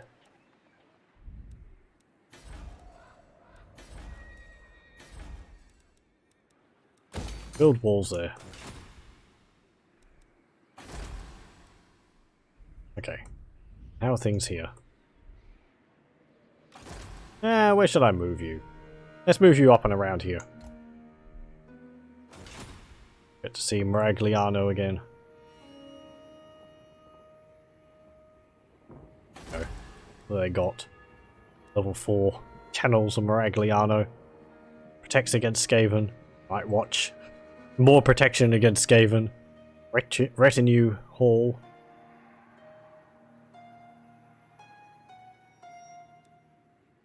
Noble Retinue, Shield Bearers, Black Watch, Knight Militia, Republican Guard, Knights in Carmine. Hand Gunners, Halberdiers, Pikemen, Crossbows, Broken Lancers. Wealthy Tylian merchants and nobles can afford the best equipment to show off in battle. The nation call. And I've also got Carabiners. Experienced and well protected, the Carabiners have their muskets always pointed in the most dangerous blind side of the enemy. Pavis crossbowmen, protected by huge wooden shields, these crossbowmen can return fire with ease. Paymaster bodyguard. Spreading words of encouragement and promises of higher salary, the paymaster makes sure the hired fighters don't get too hesitant. Yes. Motivated heroism. When the company's money chest is, so to speak, a capital at risk, everyone is driven to selfless acts of bravery to protect it from the wrong hands. Because the majority of the armies down here are supposed to be made up of mercenaries, so they're very interested in protecting their pay. Grab what you can. Oi, get your hands off my pay may not be a war cry for the history books, yet many attackers may be repelled when the paymaster is down and the chest is unprotected. No pay, no gain. Once the paymaster's chest is lost and reasonably out of reach, there is little point for mercenaries to hang around the battlefield after the immediate opponents have been dispatched. Constant -5 leadership for your army if this is lost. So they actually have a bunch of unique units they can recruit, which are mercenaries. Which are based off an army list for Warhammer called the Dogs of War, which have various like unit. Was it Dogs of War? I think it was Dogs of War, which had like units of renown, which were led by, you know, heroes and so on. I think there's a unit of heavily armed crossbows. There's like 2 units of pikes or spears. There's a unit of undead skeletons led by a character called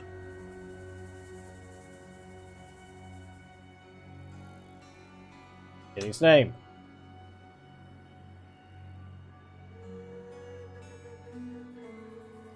Something's Cursed Company.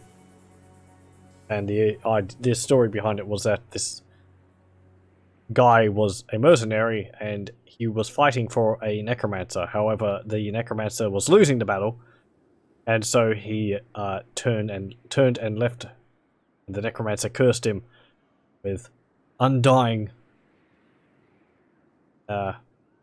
for his treachery, and as such, he is a skeleton, and whenever he dies, he gets resurrected. He also has a sword where whenever he kills someone, they get raised as a skeleton under his command. What's the name of it? Richter Kruger. That's it. Richter Kruger's Cursed Company. It's a neat character. And his army is actually made up of skeletons of a variety of different factions, like High Elves, Skaven, humans, and skin. Oh. Let's see Skaven Blight here. Which is the capital of the Skaven. It's not fully upgraded yet. This is a nasty place. This is just all swamp. The Skaven live right here. Oh, live underground there. This is their capital. This is where all the leaders are focused. Bell Foundry, Den of Secrets, Breeding Pit, Stormverm. That.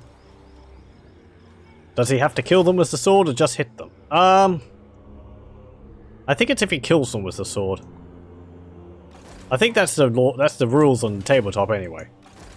I think he has to leave a killing blow. So. The Empire.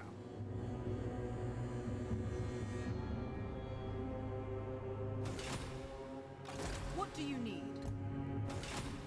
They can't like go into the middle of a enemy unit and just spin around smacking everyone with a sword. It's like, you're it.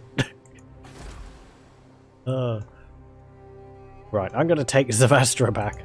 By the comet. You've messed with the wrong faction here. I'm sorry. Proud daughter of Athel Lauren. Not for any particular reason. I'm unlikely to reload if this goes badly, but saving makes me feel better.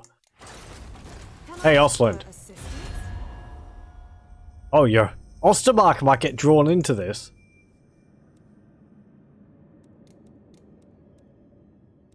Okay, well, we're at war with Ostermark as well.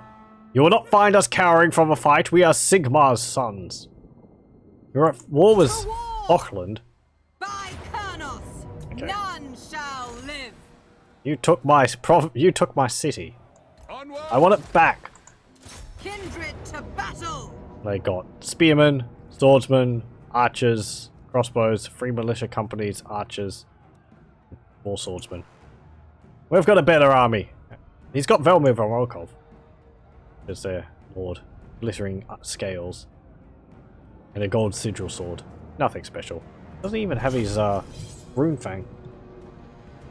It's a unique sword. The Runefangs are a unique sword each of the elect accounts have as a status icon of the office. They are powerful magical swords which each have sort of their own unique ability. Added in the last patch. Though the lords weren't unique, the lord here, Velmir von Volkov, looking different like that is because of a mod I have. So we can just break up the sword in many tiny pieces and put them in a cannonball that shatters on impact and spreads the fragments in all directions like a nail bomb.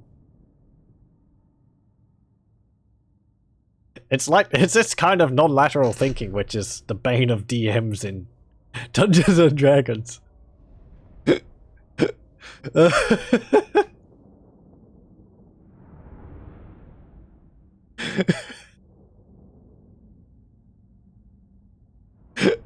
Part of me says that the enchantment will be broken if he breaks his sword like that. If he could break his sword like that.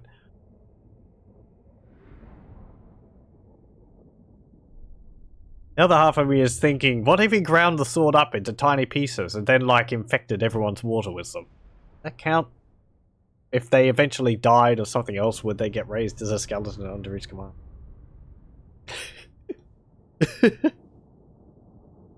Oh.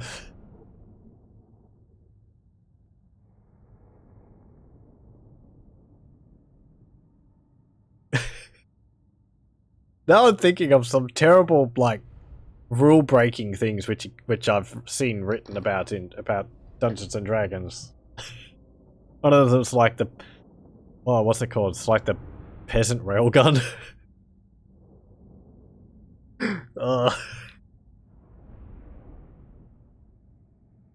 It's so great. I love how people can break things. Magic the Gathering is great to read about, or how people can break it. Because I find it very amusing. Anyway.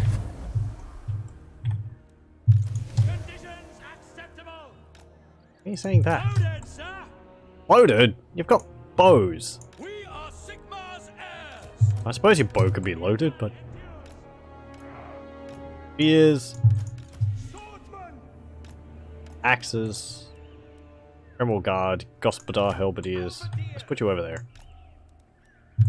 Swordsman! We'll be able to fight off against this Empire rabble. They haven't seen what we've seen.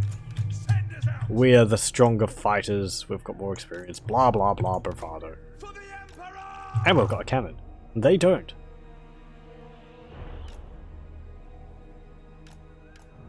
Missiles will fly! Ready for war! Go over there. Missiles will fly! There. And we've got magic, too.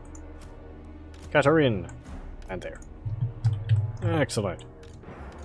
Not you.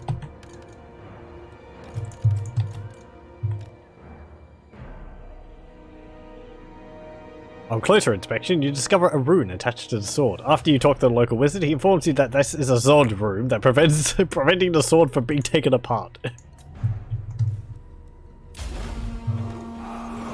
How many sockets would it have? Can I increase the number of sockets on the sword?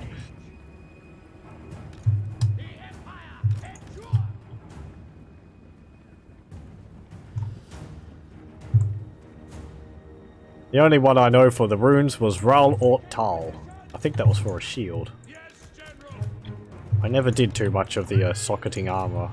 The what's it called? The rune items in Diablo 2. Are you coming to attack me, or am I going to have to attack you? I think I'm going to have to attack you because I attacked the settlement, so you're going to be defending it. Oh, we have an interesting map here. This is a new one, actually. I believe the sword is one of a kind, hence being unique. Richter Kruger's sword. Oh, actually, no, they are actually moving to attack me. I assume so. I don't think much detail is given about his sword, other than it causes people he kills to get raised under his command. Moving now!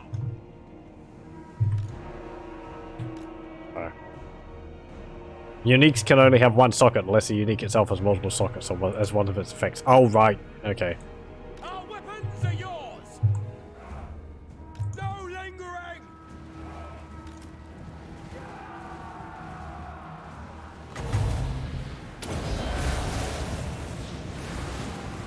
Fear our ice magic.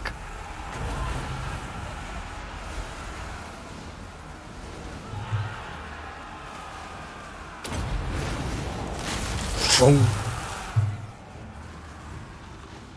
Sigmar calls! Quick march! And our cavalry archers. We have so many of them. Our Ungol horse archers. We are Sigmar's heirs! Charge! Prepare for combat! For Heldenhammer! Stop shooting my Kreml Guard. Jeez. They just like going for the strongest unit with all their archers. Quick march!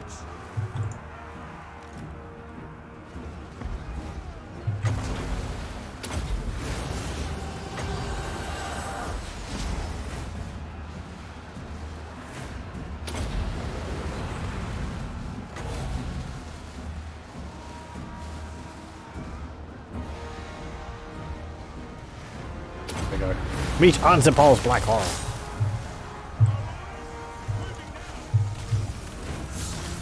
For Heldenhammer! Yes, sir! At speed!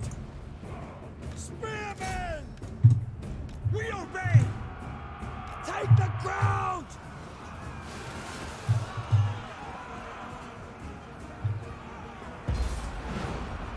BAM! The ground quakes! Sigma calls! By Gal Maraz! Launch! We serve the Emperor! General! Formation locked! Charge them!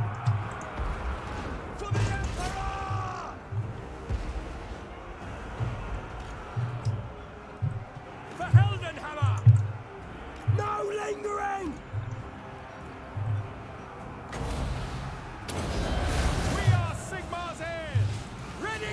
I like how we get a massive buff whenever I cast a spell. That's pretty cool.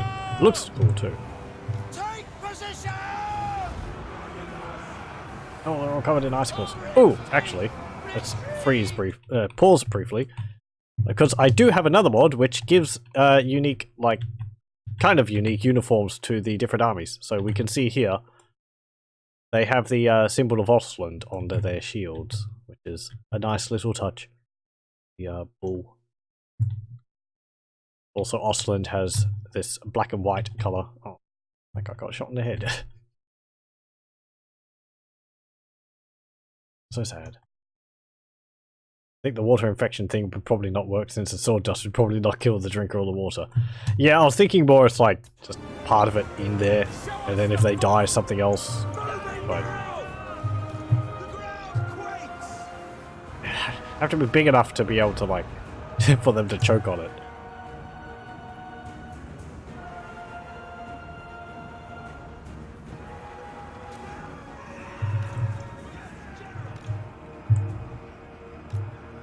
You haven't won yet?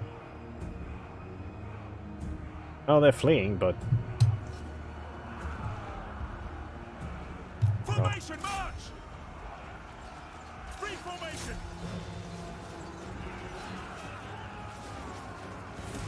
Shoot, Valmir.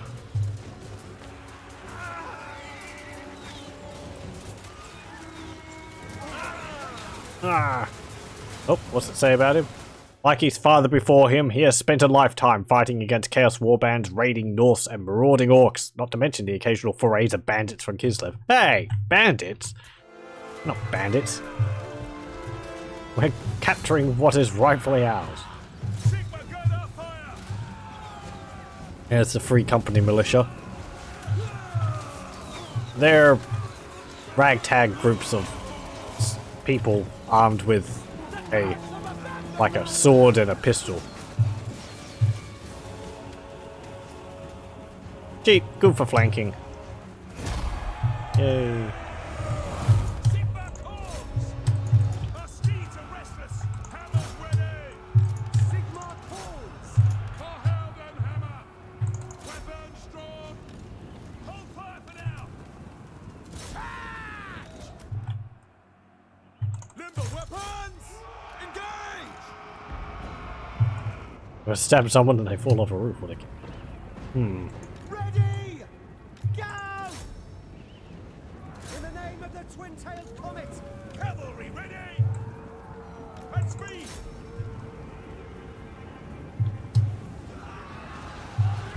Sir! Sigma guides us! Yes, sir! For the Emperor! Yes, General!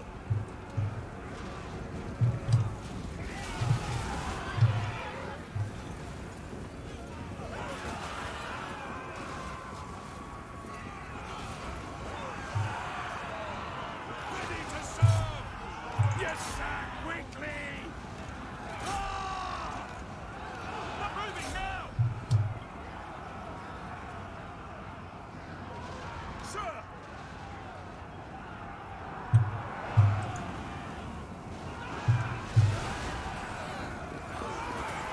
Chase him down. Got no patience for... I don't know. Spearman! Now stop chasing them, you're on foot! Your eagerness is impressive, but...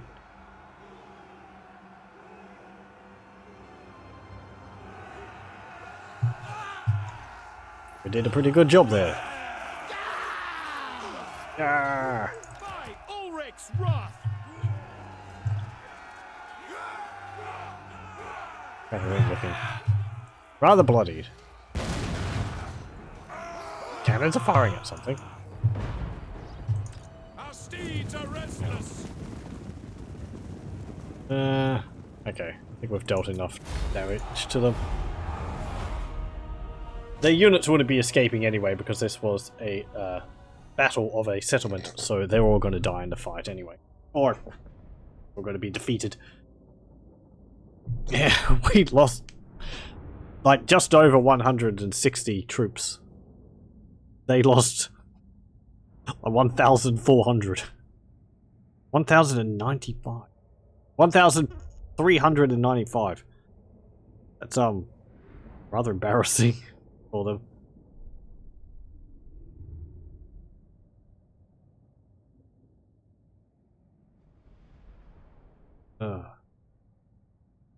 I wasn't even manning the cannon.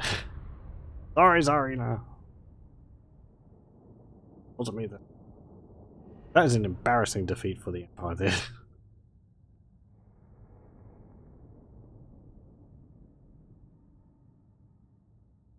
Well, kind of, I mean.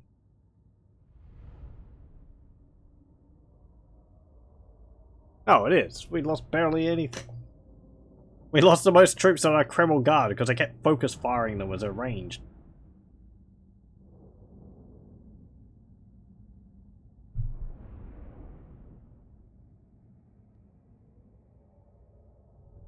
Maybe we'll be able to call for peace after this, because I think this is kind of Ostland's only army, so if we've beaten their army and they don't have one afterwards, they might be open to the idea of peace. I know we just declared war on them, but I'm not really interested in taking Ostland. Where am I?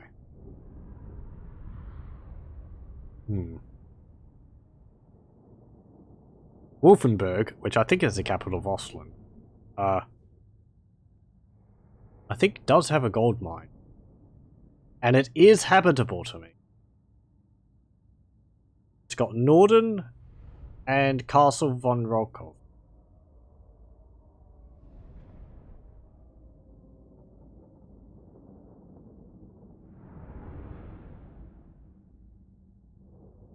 But there's also Ostermark, which is at war with.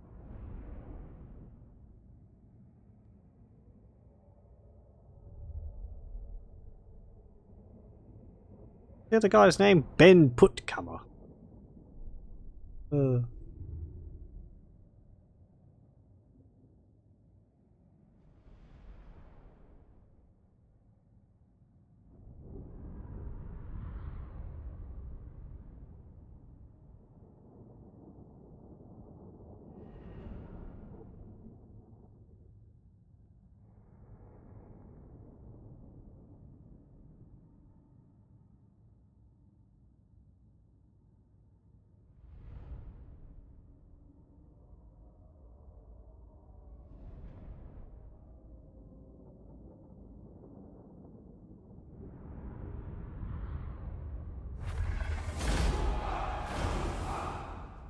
Yep, they're all defeated. Oh, we got a sword. Oh, just occupy it. Great gain. Shadow Forester. And as we lay here prostrate, Nordland and Talabekland plot to land the final blow. Defeated Velmir von Rokov. Weapon strength plus 15% when defending. Leadership plus 5 when defending. That's pretty good. We got a valet. Magic item drop chance plus 8%. What does the Emperor bid? Up a level. Hey. I want you.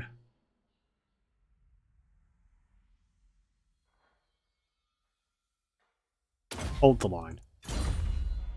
Proud daughter of Athel Lauren. And you. You can get the Ice Pegasus now. Pretty good. Do I want to get you the Ice Pegasus? What does that do for you? Did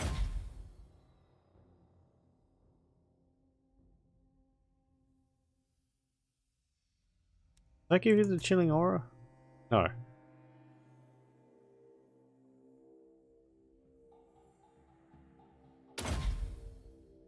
I think it just makes you faster. Because you're now flying. Location to the Ice Storm. Shard Storm. You get Shard Storm, actually. I'm not too fussed on the mount at the moment. Castle von Rokov. Wolfenburg is the capital. Take off. Yes, my lord. Greedy. This will bolster the nation. Hey, Wolford. Timely arrival. My warhounds have not eaten in days.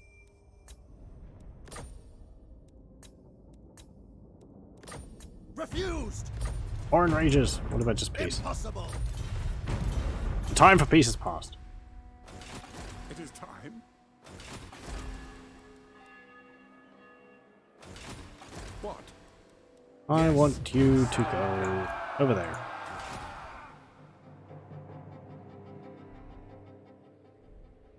Can I move you?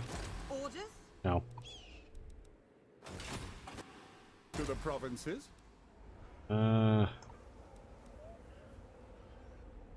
You've got to kind of stay there.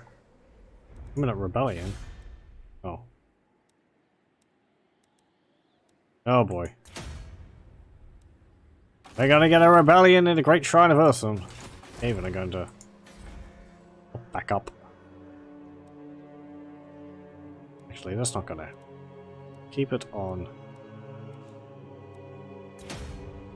Keep it on hold Festarg.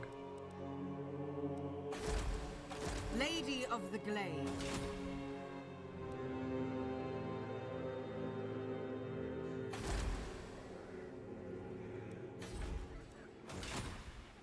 I will marshal the men.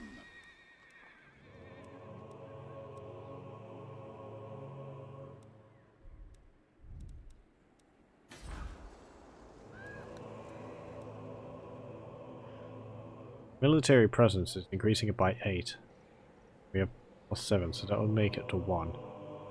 Corruption's going down to 0. Yes, my lord. It is for the Start to move you out of there.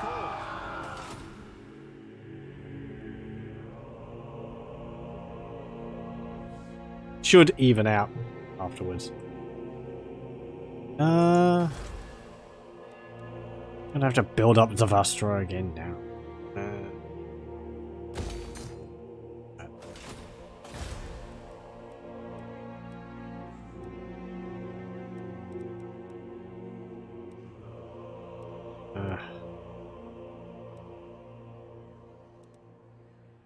Hold Festarg.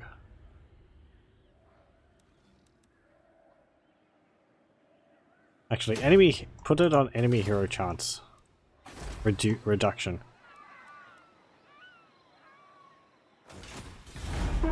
Because Ostermark might try and do something with their general, with their heroes.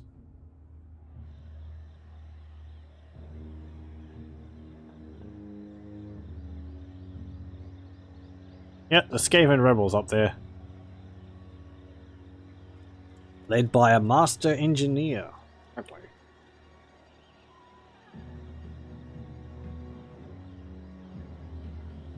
They saw an opportunity and they raised their army and popped out from underground again. So that's not Clan Mulder. So they took the settlement.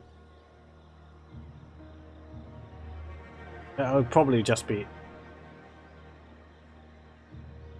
I think they'd settle it if they took it. Gonna have to deal with a rebellion. Rebellions are kind of nasty in Warhammer. Total War.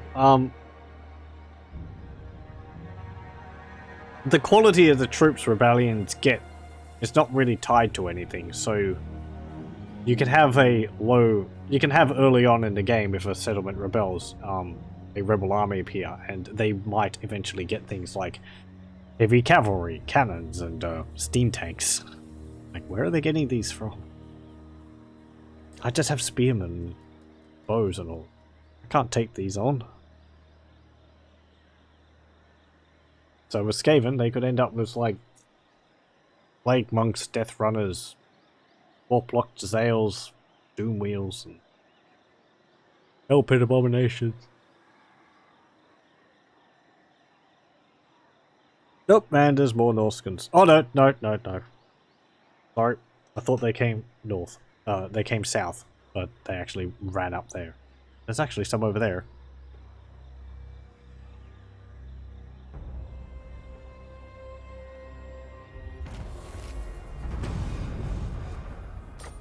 Savage Blow. Many conflicts are won or lost on the strength of the first vicious charge. Men are sent flying from the battlefield, often pieces, even before the savagery of melee begins. A well-timed charge shatters enemy morale, as well as bodies. Blood and sweat may coat the victors, but victory is always painted in colours such as these.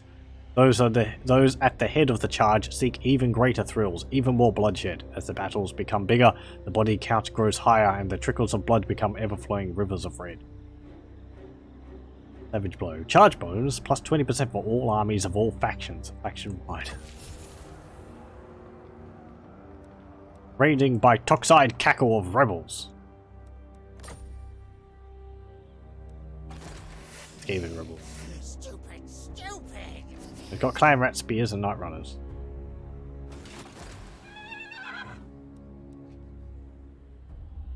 Sigma Oh, compels what us. do I want to do with you? Messed up that, but I will not. don't think you can threaten Zoishank. You've got basically no army.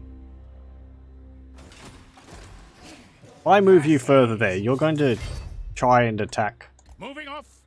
Yegor Boyarin, so I want get some Ungol Horse Archers. What's Castle for Rolkan got? Full garrison. We have a cannon. The Empire. I just want Do not to waste my declare time peace with with you. petty talk. Make your offer and be done. Hey, demand payment. How much can I get from you?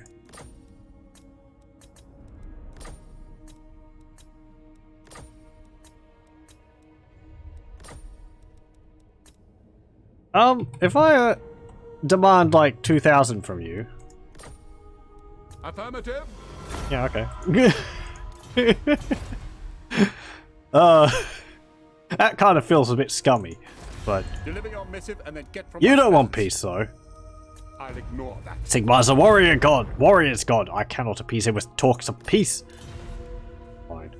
That felt kind of scummy. I declare war on them, take my settlement back, then I demand they pay me more for peace after I crush their army. I mean, hey, you know, I will marshal as long as the it men. works in the end. Lady Athel Lauren, Oh. you need me? You go there. I acquiesce In camp. to your request. Beckhafen has got walls, so I'm not going to siege them. But if they send an army to attack me, I think I'm outside of the range of their reinforcement there. If they send an army to attack me, well, they can actually attack through Fort Jakova. Raise Sigma. I will move you down there.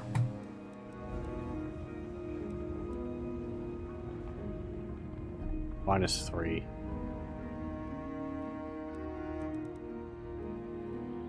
Old Festdag. Because corruption's going down there anyway. Praise Sigma. Assigned skill point. Oh, Mikhail Ropsman down here has got a point. I am going to give you wound because I might want to assassinate someone. So. And we can see tomorrow, I serve the lady. which is headed by Lucrezia Belladonna. Even Paziv crossbowmen, spearmen with shields. There's an assassin. Rotich snarl on a Skaven boat. Got a big bell on it and a large water wheel. Or paddle. The nation There's a calls. captain of the Estalia. A big crest on his hat. Do we see anything else in tomorrow? No. Halberdiers, swordsmen, crossbows.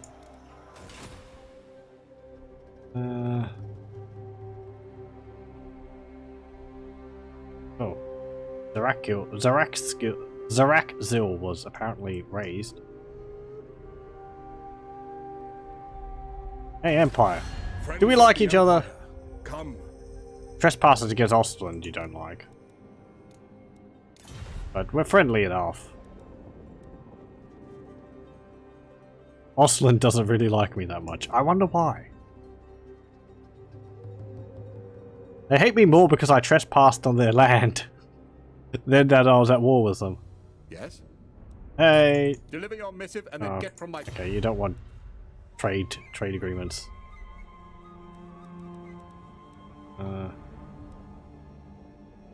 Eric Cadron's kind of friendly, isn't he?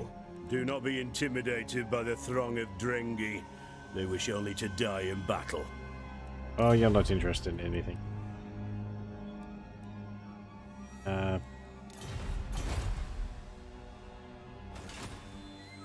And what's this?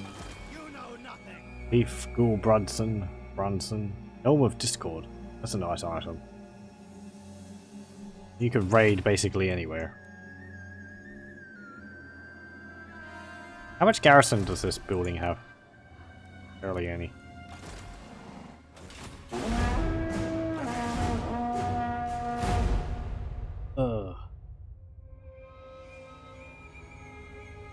Move you up to Erengrad. Just so I could shoo the Norsemen out of the Norscans out of my territory. Hopefully. I'm glad that battle with Ostland resolved itself rather quickly. Oh, they don't even have Nordland. That's owned by the Empire.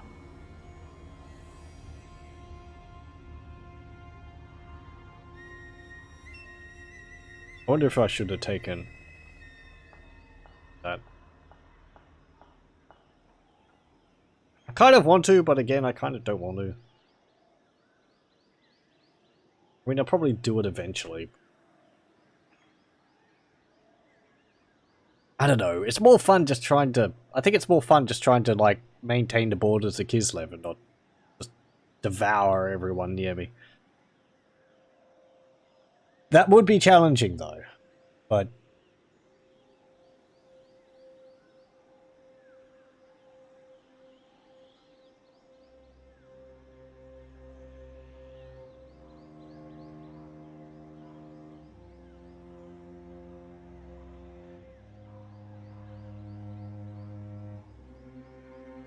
I'll probably see what happens in this next turn, and then I'll call it. I'm being definite about that.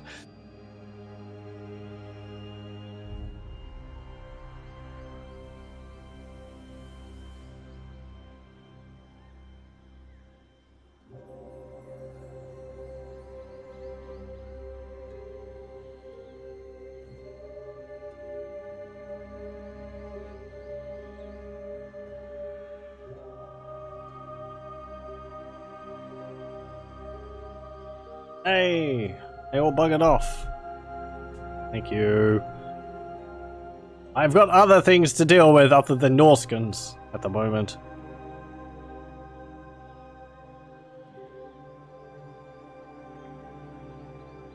Okay, what fresh horrors await us? Tax is a necessity. Tax is a necessity. It's a shame the public don't always agree, hence the rioting in this region. What should be done with the ungrateful rabble? An extra Festag. Festag. Your followers are holding a great feast in your honor. Public order +4, all provinces minus 1,000 gold. The taxes stand. Everyone must pay. Taxes rate +5% all provinces, or public order -3 for 5 turns. I want the extra public order, because that will help with Karak Ungor up there. To the provinces. So, you march up. Battle. Things happened over there. We'll still haven't taken that. What does the Emperor bid? Stop now!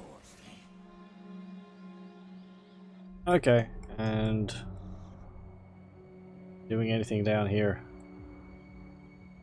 I'll just move you to see if I can see Estalia.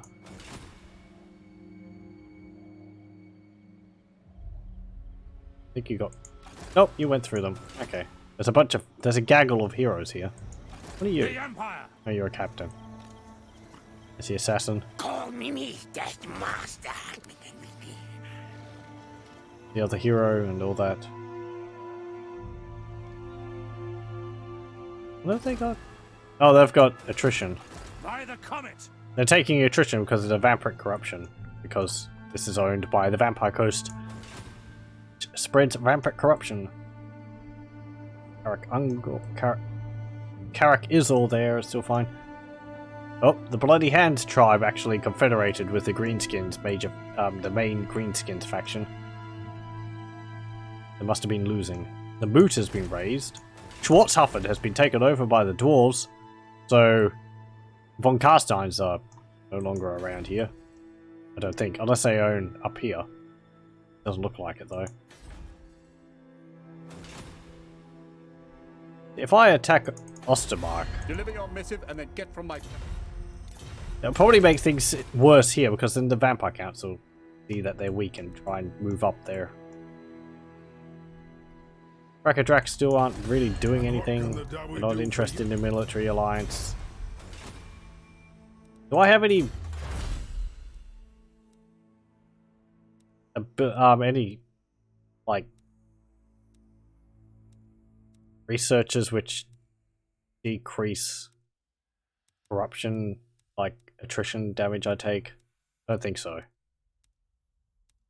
This would be useful. Where was it? Clergy of Sigmar. Because that's untainted +2 faction wide. That's in all of my regions, so they would naturally defend against corruption. Then having to build Shrines of Ursun, which I haven't actually done yet. But anyway. I think I will call it there for today.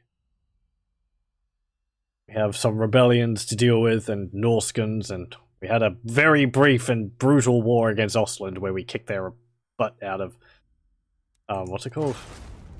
Zavastra. We got back from them and then demanded money from them in return for peace.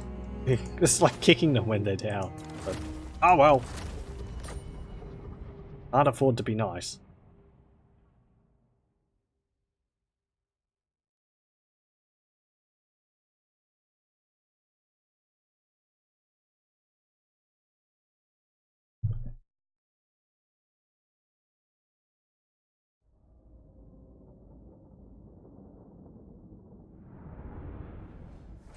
There.